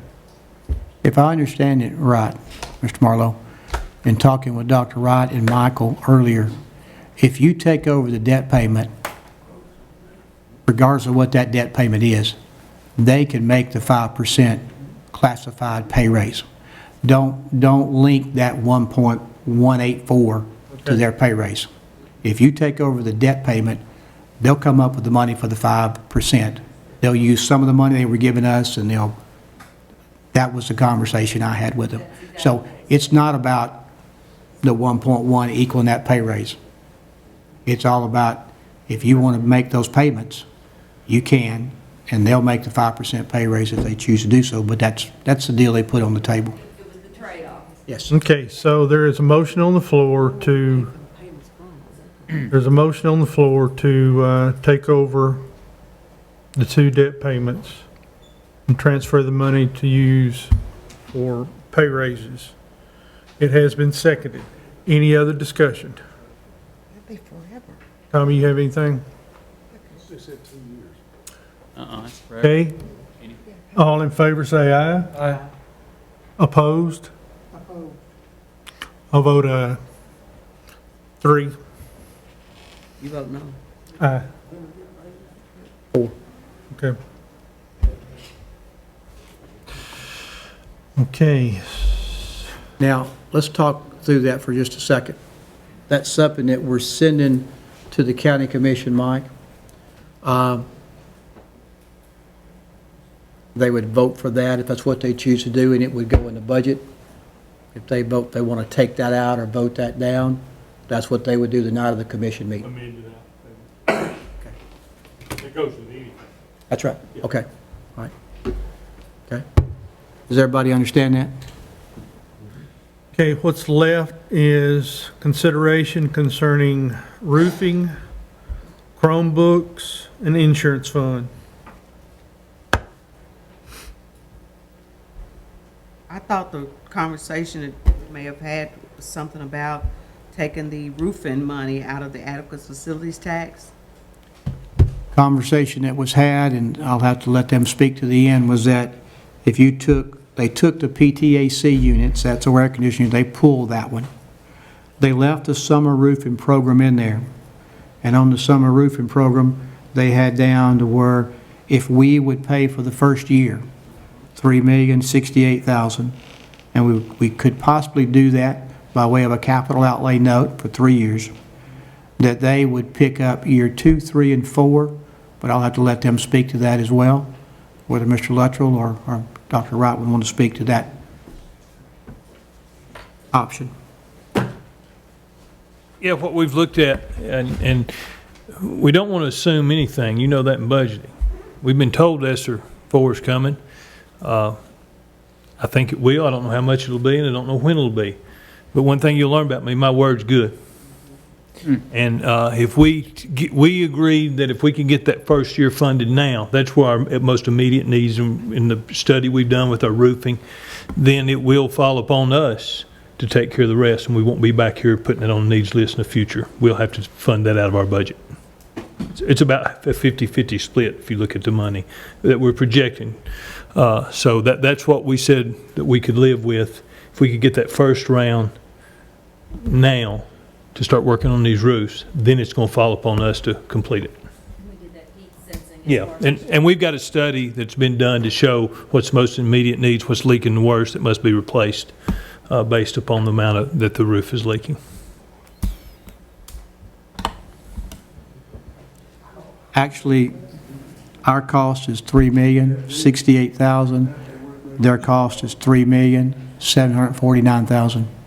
So that's the trade-off there. And as Mr. Luttrell said on his word where you will not see this back on a needs list again, and the roofs would be covered the first year for Lakeview Elementary, Tucker's Crossroads, Mount Jewett Middle, Watertown Elementary, Mount Jewett Middle is on there twice, LZ Patton, Mount Academy, and W.A. Wright. That would be the roofs that you'd be putting on if you chose to do that. Mr. Maynard, coming to you, is it possible to do this $3,068,000 on a capital outlay note? Yes. Okay. I make a motion. One minute. Question. Since we decreased, originally, we were talking about $5.5 million. And that was a possibility for a capital outlay note. Now we're only talking about a $3 million. Since we decreased that, what would be the possibility of adding the Chromebooks to that number? Could that 1.8 million, could that also be done? It wouldn't be reoccurring. It'd be a one-time need request there. It wouldn't be reoccurring. So, but you could do that. You could do that for the insurance fund as well. You could give them some money towards insurance as well and just be a one-time deal. All of that's up to you. Say that again, I missed that. Okay. Let me ask Dr. Wright, if we took care of the 1.8 for Chromebooks for the first year, could y'all take care of them from there on out using ESSER money? Well, the question is, you're asking right there, Wendell, as far as that, you're talking about a recurring amount, if you're talking from there on out, and we can't commit ESSER dollars for recurring amounts. Okay. And what the total I got was $4,951,333.33. Would that also be on a 3-year capital outlay? I'll have to, Mr. Maynard would answer that one better. Yes, I would say on something like this, a capital outlay note, so many times when we do bond issues, we talk about the fact that you can't pay ahead. You can't pay ahead on a capital outlay note. So when it comes time, we may do it on 6 years, we may do it on 3. It just depends on what works best. But, it can, if we want to pay it off in 1 year, we can, if it pulls right down to it. So. But if we do it through this, we don't have to pay the special school district, right? If we do it this way. Yeah, basically, that would be my understanding. It's money that's going into basically our debt service fund on a capital outlay note. It's not for a building.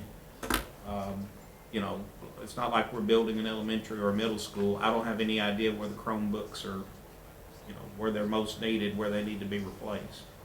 So, but to my understanding at this moment, no, there would be no sharing involved.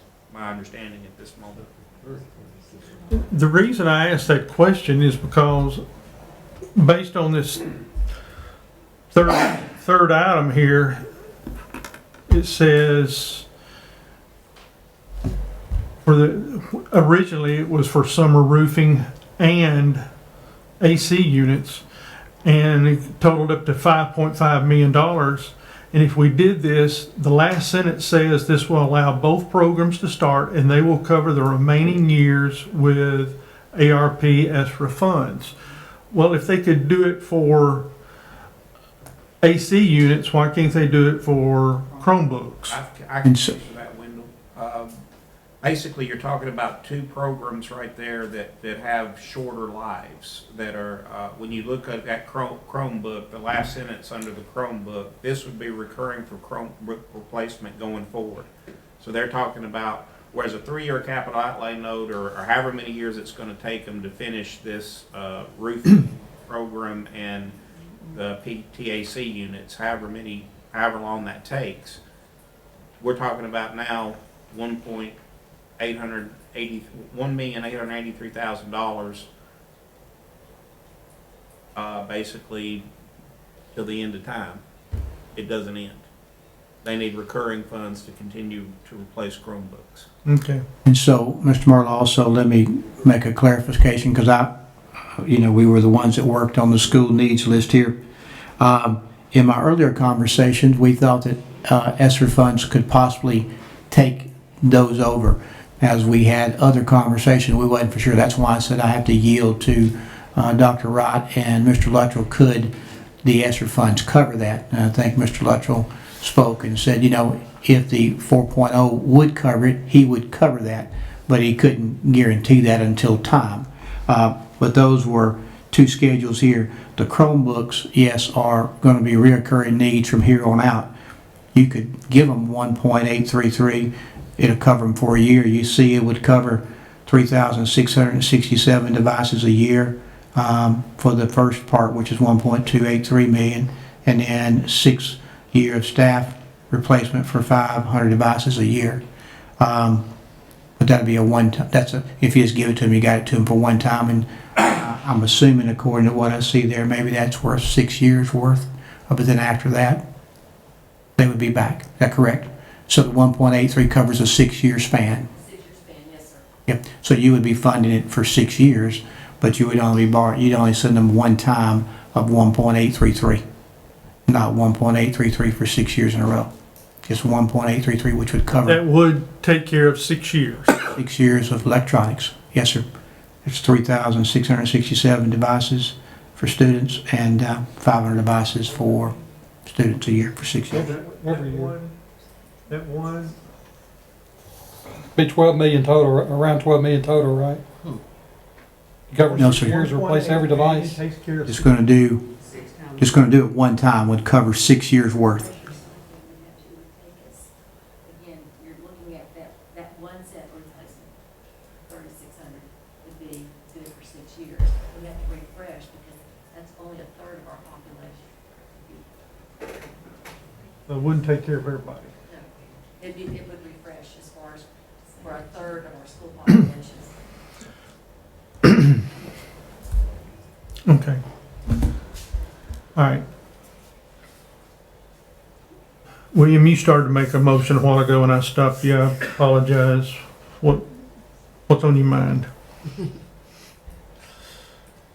Make a motion to do borrow on the capital outlay note for the summer roofing program the first year. And I'm fine with going ahead and adding the 1.883333.33, which adds up to $4,951,333.33. And with my desire would be to pay that off, especially the computers, as quick as we can. But that'd be my motion. I'll second that motion. And I do understand it's only for 1 year, but gets us going in the right direction. Okay, there's a motion and a second to borrow $3,068,000 and $1,883,333 out of capital outlay notes for roofing project and for Chromebooks. Really, it's Chromebooks and computers. The teachers are computers, correct? Okay. Okay, there's a motion and a second. Any further discussion? I'd like to ask Aaron, explain to us how we're gonna pay that back. That will be paid back through adequate facilities tax, property tax. It'll be paid back through Fund 151. Also building permits. Those are your three main sources of revenue in Fund 151. We have the capability to pay it back. We do. We do. You're sitting on a fund balance there. First off, we did several refinances this past year. If you guys will remember, that saved us quite a bit of money on the refinances. Also, as you guys have watched month after month, as I gave you that revenue report that I promised that I would going into this year, revenues, adequate facilities tax is already surpassed last year by quite a margin. Property tax is up from over 2020 by, quite a bit, 2.85%. And, building permits continue to go up. So as long as people are building, and even if they're not, this is not something that I have a great concern about in terms of whether or not we're going to be able to pay it back. What would the cost be to issue a capital outlay note like that? Very little. The cost to issue a capital outlay note are probably in the hundreds or very, very low. You might hit $1,000 on a capital outlay note. Probably not. It's nothing compared to issuing a bond. You don't have the whole underwriter's fees to deal with, and you don't have any of that stuff. Well, when you made mention of 17 million in the general fund a while ago, Yes, sir. why can't we borrow the money from ourselves, in other words? Well, first off, there's If that makes any, if I'm questioning. No, your question makes sense. First off, there's a provision in the comptroller's office that says if one fund loans money to another, it's got to be paid back by the end of the year. No loan from one fund to another can be outstanding at June 30. So that's your first pitfall. Your second pitfall is that the way the comptroller's office views it, you set a property tax rate for general fund, you set a property tax rate for general purpose school, and never the two shall meet. They would never ever allow us to transfer money from the general fund. I would say never ever. Only under dire circumstances and with findings and demons and wailing and gnashing of teeth would they allow us to transfer money from the general fund to the general purpose school. They wouldn't allow it to happen. They would say, if you want to fund the school system, this is your opportunity to raise the tax. May I ask a question, please, although I'm not on the committee? This would be reoccurring for Chromebook replacements going forward. Now, I've got a little problem with that. Miss Joey, we can't hear you. Okay, I'm sorry, I'll start over. On the replacement of the Chromebooks, down there, the third line says, this would be reoccurring for Chromebook replacements going forward. Now, who is going to be paying that? Will the school system take it over at the end of 6 years? Or will we, well, not me, but y'all, whoever's young in here, well, in 6 years, will they be looking again for the commission to do it? What was your intent? From what I understand, we're only committing this one amount. One amount, okay. Yes, ma'am. It's not ongoing. And Ms. Joy, they will be back again for money for Chromebooks. This kind of covers about a third of the Chromebooks that they have. So if you took the students and divided them into 3 parts, you're going to be giving 1/3 of those students a new computer, and it's going to be good for 6 years. So you've taken care of that third. They still got 2 more thirds that when those computers go bad, they'll come back to y'all and say, hey, can you help me here? So what you're doing is a one-time fund to get this third of the children a computer, and that computer will last them about 6 years. Now, maybe a third of the children down in Mount Juliet will get new ones from insurance, maybe? The tornado? Or will they get that? With the first ESSER monies, because that was an immediate replacement. That was done last June. Okay, okay. 2000, we purchased 2,000.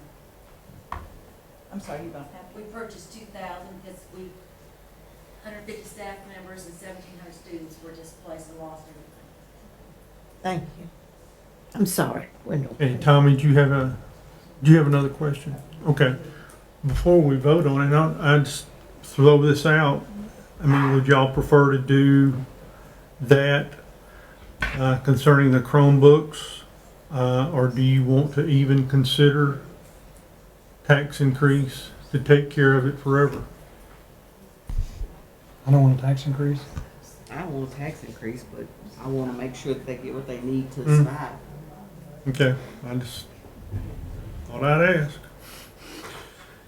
And again, Wendell, I'd like to at least get the Chromebooks paid off really quick, just because it's a disposable item. Yeah, and you know, what we talked about this many years ago, it's the only time that I personally ever had a disagreement with a serious disagreement with the school system, when we had, when they bought Watertown was the first time they did Chromebooks. It was a few years later that we figured it out. And what everybody focused on was, wait a minute, we're paying off 20-year, we're paying off something that's going to last 3 years with a 20-year, bond. That's what everybody focused on. That's not what I was focused on. What I was focused on is these things are going to have to be replaced, which means we are going to have to provide, or you at some point are going to have to provide funding to replace these things. They can't create funding themselves. They're not allowed to under law. And I want so badly to make a joke, but I can't. I so badly I want to, but they can't raise the revenue for themselves. Eventually, you guys, and their budget is not going to get any smaller. They're not going to find pockets where all of a sudden they can come up with recurring money to place Chromebooks any more than Mr. Cooper is going to find money all of a sudden that he can replace administrative vehicles or fire trucks or ambulances with. He has that money because we provided it. Eventually, sooner or later, we're going to provide the money to replace the Chromebooks. But again, I understand probably not this year. Told us that 5 years ago. I have a question. Wendell. Do what? You just said 3 years, but then they're saying 6 years. So which is it, 3 years that replace these, or is it 6 years? Well, from what I heard, that this would carry them for 6 years is what I heard the mayor say. Okay, Yeah. but you just said, though, we were told 3 years, right? Did I understand you say that? 3 year, we talked about doing a 3 year on the capital outlay note. Dr. Wright knows, yes. I need to clarify, because we're going down a rabbit hole that it's not how this really started, and I understand the confusion. Aaron, what you're going back to is when we were trying to do the refresher on the conversion plan. Yes. Back 6 years ago, and it was a 3-year refresher, if you'll remember, as far as, first year, it was going to be $5 million as far as to not only do the devices, but also the infrastructure to support it. After 3 years, it would be $15 million that would be recurring every 3 years to do a refresher for the entire system. Didn't go anywhere, and we were having to, supplement our technology, because that's where we are now. That's how instructions provide for the most part. This 6 year, to explain, that is the same as the equivalent, and Wendell, you'll know this as far as a textbook cycle. And so when every 6 years we have to take another content area, as far as, like I just said, we're $3.6 million as far as now for ELA textbooks. We delayed 1.2 for last year. It's up now for all grade levels, 3.6. Next year will be the math adoption, which is going to be nearly $4 million. Following that's going to be science adoption. It's going to be close to $4 million. So you're looking at something that's very equivalent, because what we have moved to now, as far as looking as a resource that carries a lot of the textbooks. I've already suggested and added that we're not coming to you for textbooks on this cycle, because we're going to be able to get that out of the adoption periods out of our ESSER dollars. So that was one of the things of deferring. But the thing is with the technology, that is where we are now. We have to have the devices to support what takes place in instruction. We've learned a lot this year as far as what's occurred in the midst of a pandemic about what technology supports. So look at it as a textbook adoption as far as, because it's not 6 years as far as the duration of that. It's so hard to explain, but looking at each year, instead of the textbooks, you're buying and purchasing the technology that will support, as far as we can load the textbooks now for minimal cost compared to what we put the money into the technology that we would upgrade. That's where we are now, and we certainly learned that lesson. So again, it's not looking that 6-year duration, but think of it as a textbook adoption, that we start investing in the technology and load the textbooks into the technology. I thought you explained that to us before. Instead of buying textbooks, of course, we're going to Chromebooks. Same And that's what that was lessons learned this year. But Aaron, what I hear you saying is that sooner or later, we're gonna have to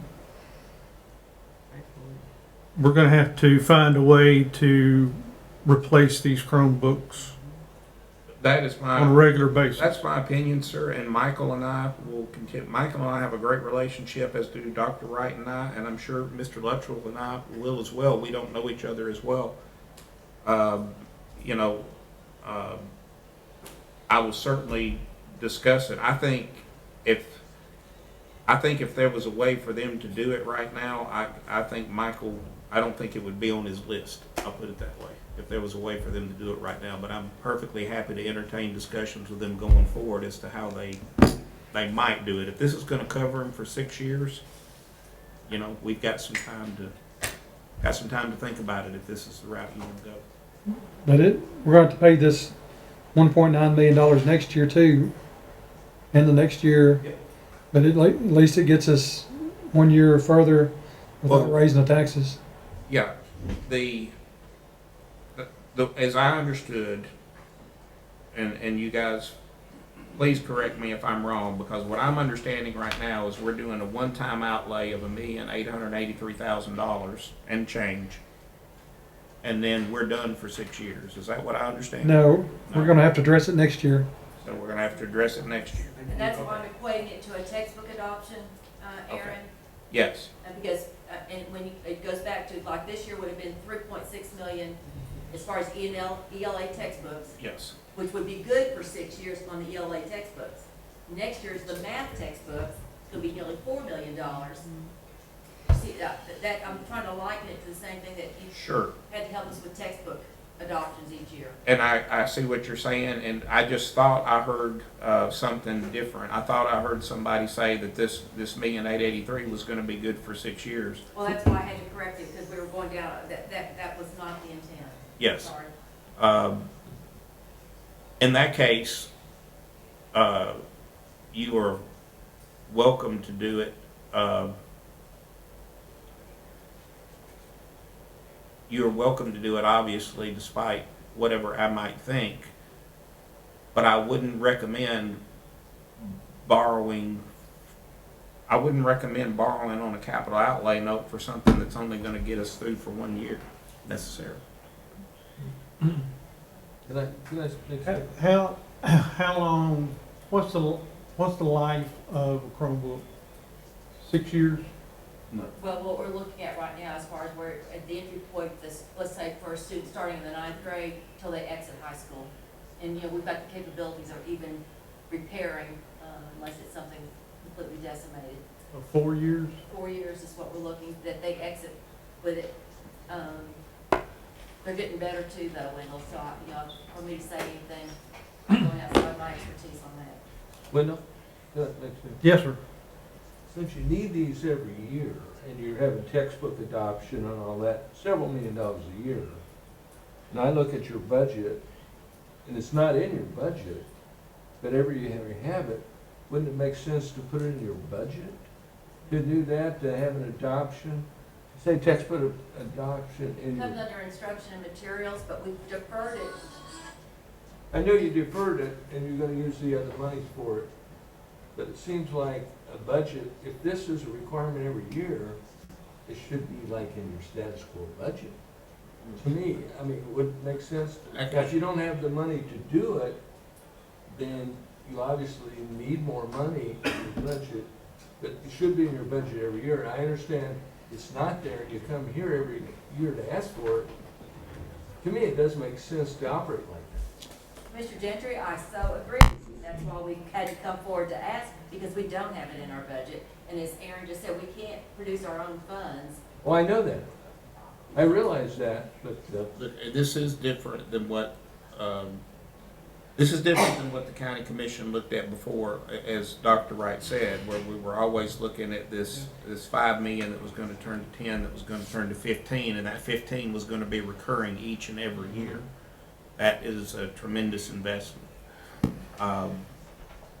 In fact, Dr. Wright can correct me if I'm wrong, but the last time I asked her, we would have been the largest school district in the country to have a program like that, unless that's changed.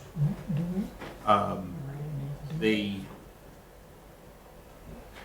thing is for the first time, we asked for, I'm not gonna say the first time, maybe the second time in my 10 years, we asked for and actually received a status quo budget from the school system the first time, with no tax increase built in. Do they take their growth money in property tax? Yes. Do they take their growth money in sales tax? Yes. And growth in BEP, which, by the way, it seemed to me that growth in BEP was down quite a bit compared to what it had been in prior years. Continue to go down for us. Growth in BEP was pretty paltry, to be quite honest.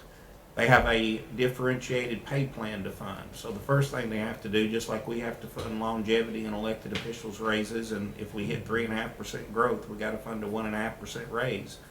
That stuff's got to be done first. So this hit a needs list because they didn't feel like they had anywhere else to fund it from. Mr. McFarland?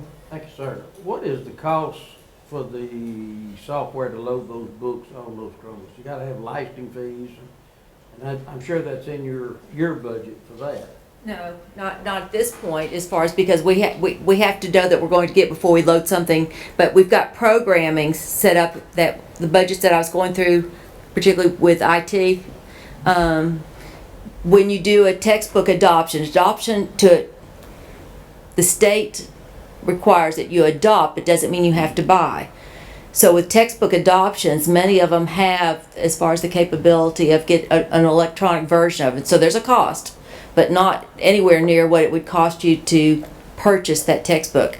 A physics textbook, for example, right now for a high school level runs about $125 per text. Okay, the equivalent of that though, in software to load on the Chromebooks, how much is that? I would have to just guess at it right now. I wouldn't be able to tell you, because it would depend on grade level. It would depend. I'm not going to do it because I'll be held to it and I'll be wrong. I'm not going Not if it's swag, No. But there is an economy of scale as far as the capabilities, because we had to do it this year for kids to have access that had not been to school, and plus the number of textbooks that we lost due to the tornado. So we were loading technology as far as, again, we had to get rights and licenses from the appropriate companies. But again, when you, in volume, you know. I understand that, but it still holds my question. The question was, how much is it gonna cost to give us an estimate? I can't give you an estimate. I don't know, because it would be inaccurate. If I was prepared for it, I could have researched. But it's less than purchasing textbooks. Yes.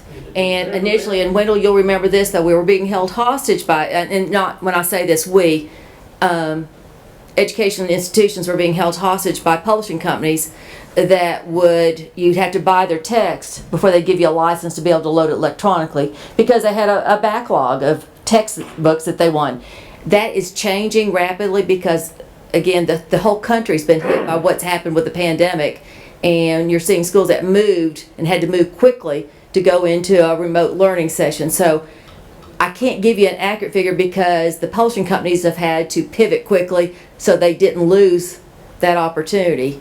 And that's why we're saying that what we've learned this year, so many kids that device was the lifeline between the home and the school. So I'm still in gray area. Jeff, would you maybe come back in a month or so and give us an estimate on how much?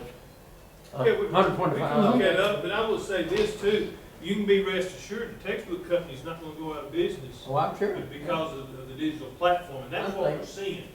Until the pandemic hit, there were a lot of districts had to choose. Sure. When some of this government money got infused and we're seeing more people with the digital platform, you're seeing this ballgame change instantly. It's changed in the Because last they're 6 figuring months. out now, you got the device, you want the electronic, we're gonna make sure, they're gonna make their money. I will get back with you what the most current rate on what our adoption's coming up, of what it is to buy the hardback book versus the digital. That's what I'm asking. And I can do that. Sure. But please understand something. What Dr. Rice mentioned previously, that was, the electronic piece was, it was like dessert. Right. We sell you the book, and for this, you get the electronic. We're seeing that change.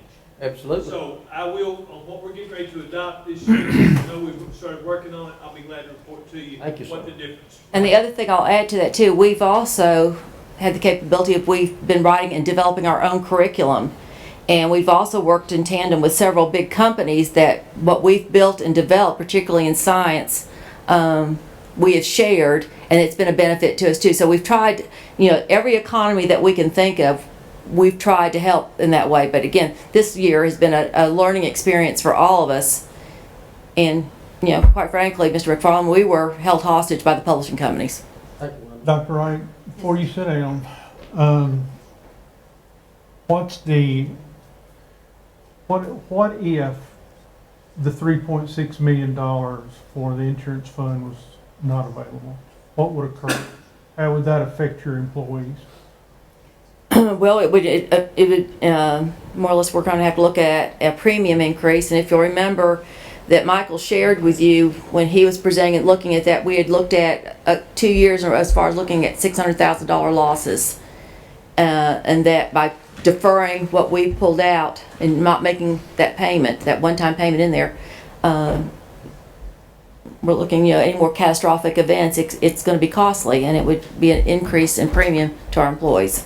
Mr. Hawley told us that this was gonna come down a couple of years back. He's told us that for the last 2 or 3 years. And you had on that on the sheet in big red font that we had to remember to replace that 3.6 in fiscal year 22 because of what we did to balance our budget last year. Yep. We've already been told that several years in a row. Okay, before we move forward, I'm like most other people in this room, I would think. I do not want to consider a tax increase, but at the same time, based on what I'm hearing concerning the Chromebooks and the insurance fund, it may be something that we need to at least think about. I know that the full commission would have to agree to it anyway, but I don't know. I know that would be a hard pill to swallow for a lot of us, but anyway. William, it doesn't look like, unless you want to continue the way your motion is, at least is going to give them $1.8 million toward the Chromebooks, but the school system will be coming back annually for that $1.8 million. At this point in time, we're not doing anything that, if I understand it correctly, doing it with a capital outlay. We're borrowing money for something that's only going to last for 4 years, and it's not going to address the situation long term. Do you want to keep your motion the way it is, or do you want to alter it? Mr. Marlowe, if I could add before you answer, I think, the reason it's split up on your sheet here is that we knew that the roofing program was a one-time need, and you could do that capital outlay for that. When you reach down and grab that Chromebook, you can see that's why it was there for a reoccurring revenue source. Right. So I think you could go back and say, if you want to do the roofing program and get that one knocked out of the way, and then the last two things you got would require a tax increase, which would have to be considered by the... Right, but there's a motion on the floor right now and seconded to put those two together. I'm asking, do we want to leave it that way? I'll amend it back to, just to cover the summer roofing program at $3,068,000. In your second? I agree. Okay, there's a motion and a second to borrow a little over $3 million for capital outlay note for summer roofing. All in favor say aye. Aye. Any opposed? Okay, Mr. Marlowe, that gives them the opportunity to do the addition when they're ready. That gives them a 5% raise for classified.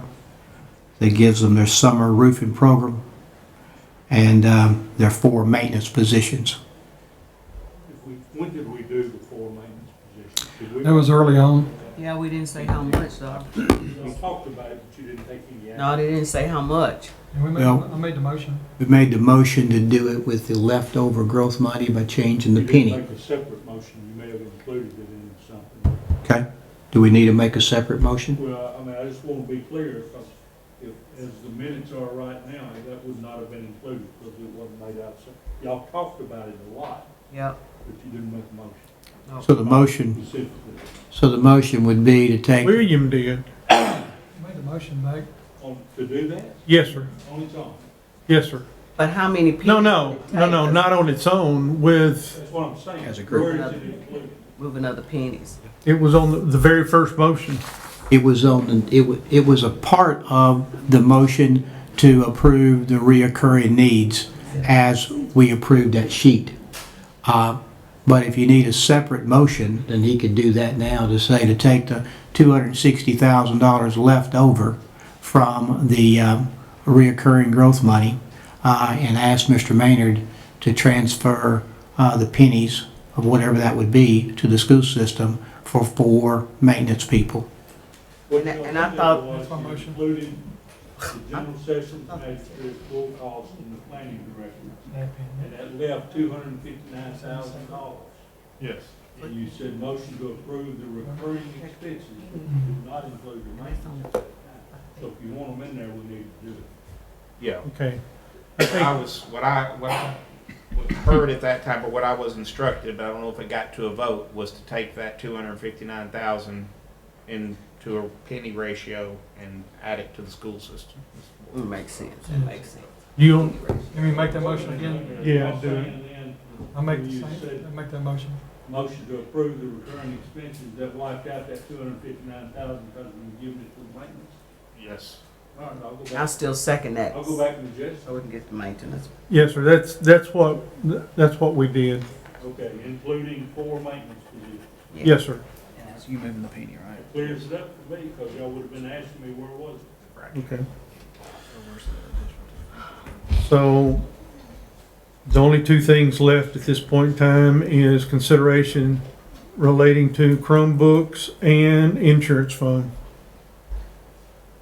And I'm assuming you could leave that to the commission to address, deny the budget, if you want to do that, or I guess you could make, or ever how you want to handle that. I don't really know how to. We've been here a long time. Is there anyone from the budget committee would like to address that? Yes, sir. Oh, I thought you had your hand up. I'm sorry. Didn't mean to put you on the spot. William, Annette? Well, I think most of you already know how I feel about it. The Chromebooks are the thing of today. It's going to educate our kids. They're not going to be able to go back to the books. That's something different, unusual. I hate to see our employees not to have the insurance. I know I don't know if you'll get 17 in this room to vote for a property tax increase, but I mean, what do? Now that the property's been reassessed and the state have dropped our numbers, would this be the time to raise it enough to cover what we need? Or do we just keep floating the Chromebooks and keep floating the school employees' insurance? I mean, I don't know what to do. I mean, we've got to do it sooner or later. And I don't know if this is the right time or not. I don't really know. Well, next year will not be the right time. It's either this year or in 2 years. Right. Mhm. 2 cents for the Chromebooks, not the insurance. You can't go along with the insurance? You gonna fund the county employees insurance, same way? Well, I thought we already did that. Yeah, you ain't funding I mean, I'm education chair, so I agree with that. I can understand that. I can totally understand that.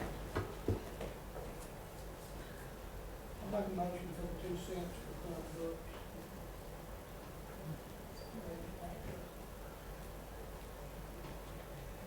Is there a second? What was the motion? 2 cents for the Chromebooks. Tommy made a motion to give the school system 2 cents for Chromebooks. Chromebooks, computers. Is there a second? Yeah, Nat, you're the one who pushed this.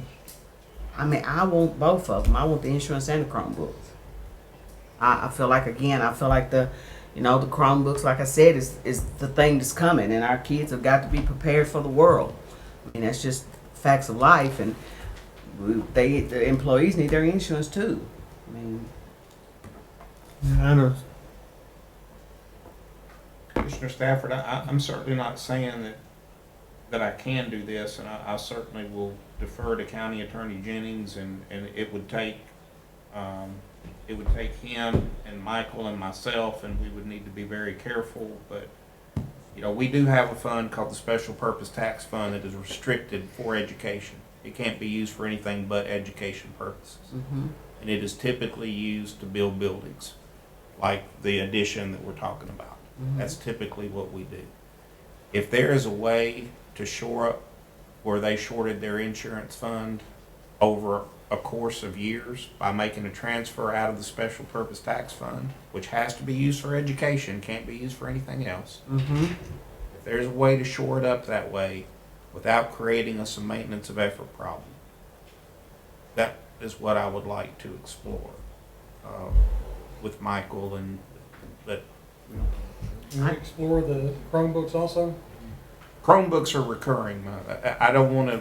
Look, I'm talking about, if I agree over 6 years to make up $3.6 million, that's completely different to me than making a commitment to give you $1.8 million every year for the next.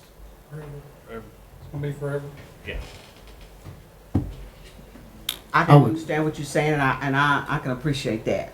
I really can appreciate it. If you could do that for the insurance, I mean, I understand that. I will try. I can't promise. But and then so we're still right back at the rock and the hard Exactly. place. I don't have all the information that I need tonight to feel good about saying I can work something But out. you can bring that back to us, and then we can move forward with what we decide to do at that time. So I guess, are we saying just defer this meeting till? Well, the mayor already said that we didn't have to vote on this tonight. They can come before the full commission, correct? Well, I think if Mr. Maynard would go over what he's thinking he's got, he knows there are 2 rocks out there right now, are the Chromebooks and the insurance, and we'll meet again on the 10th. Is that when we meet for a regular budget meeting? And we will need to have that meeting regardless, because there will be some budget amendments, some cleanup stuff that need to be done. So, if you could get back with us at that time and address that, and maybe if you want to cover what you brought tonight then, instead of right now, since it's already 20 to 9, or you can cover it tonight, I don't care. No, But a lot of our crowd is gone. I really don't have anything to cover, Mayor, other than just the handouts are, when you get your budget book, you guys know that the column farthest to the left is actual, the column in the middle is estimated, and I know people get fidgety about, well, how do you do this when the year hadn't been closed? Well, I wanted to really demonstrate that basically in the general fund, I added another $1.5 million over and above what I estimated, just to be double safe that I wasn't overshooting what the balance in the general fund was going to be. So I didn't really have anything. The only thing that I'm just here to try to help work this kind of stuff out. Tommy, do you want to wait till the next meeting? You want to vote on it now? Okay. So he's... Yes, sir. It's been a good process tonight. I appreciate you working through this, and I do want to make a clarification. Mr. Maynard said we had $17 million in unassigned fund balance. what you normally hear is that $10 million range. That really is 14 million. That there's 4,300,000 something that's unassigned, but it's restricted. It can't be used for anything else but what it says on this first sheet. So you're at 14 million, so you're not at 17 million total. Didn't want anybody to get excited about thinking we got a lot of money, but we do have a little bit more than normal. But if you remember how we got there, probably is because of all these federal funds and state funds that we've added to our trough over COVID. It's not, I just didn't want anybody to think we got a ton of money here and wonder why you ain't doing something with it. So, but a good night. Appreciate you working through all this and what they call making the sausage. Need one more motion? Second. Thank you, people. Appreciate your time and effort.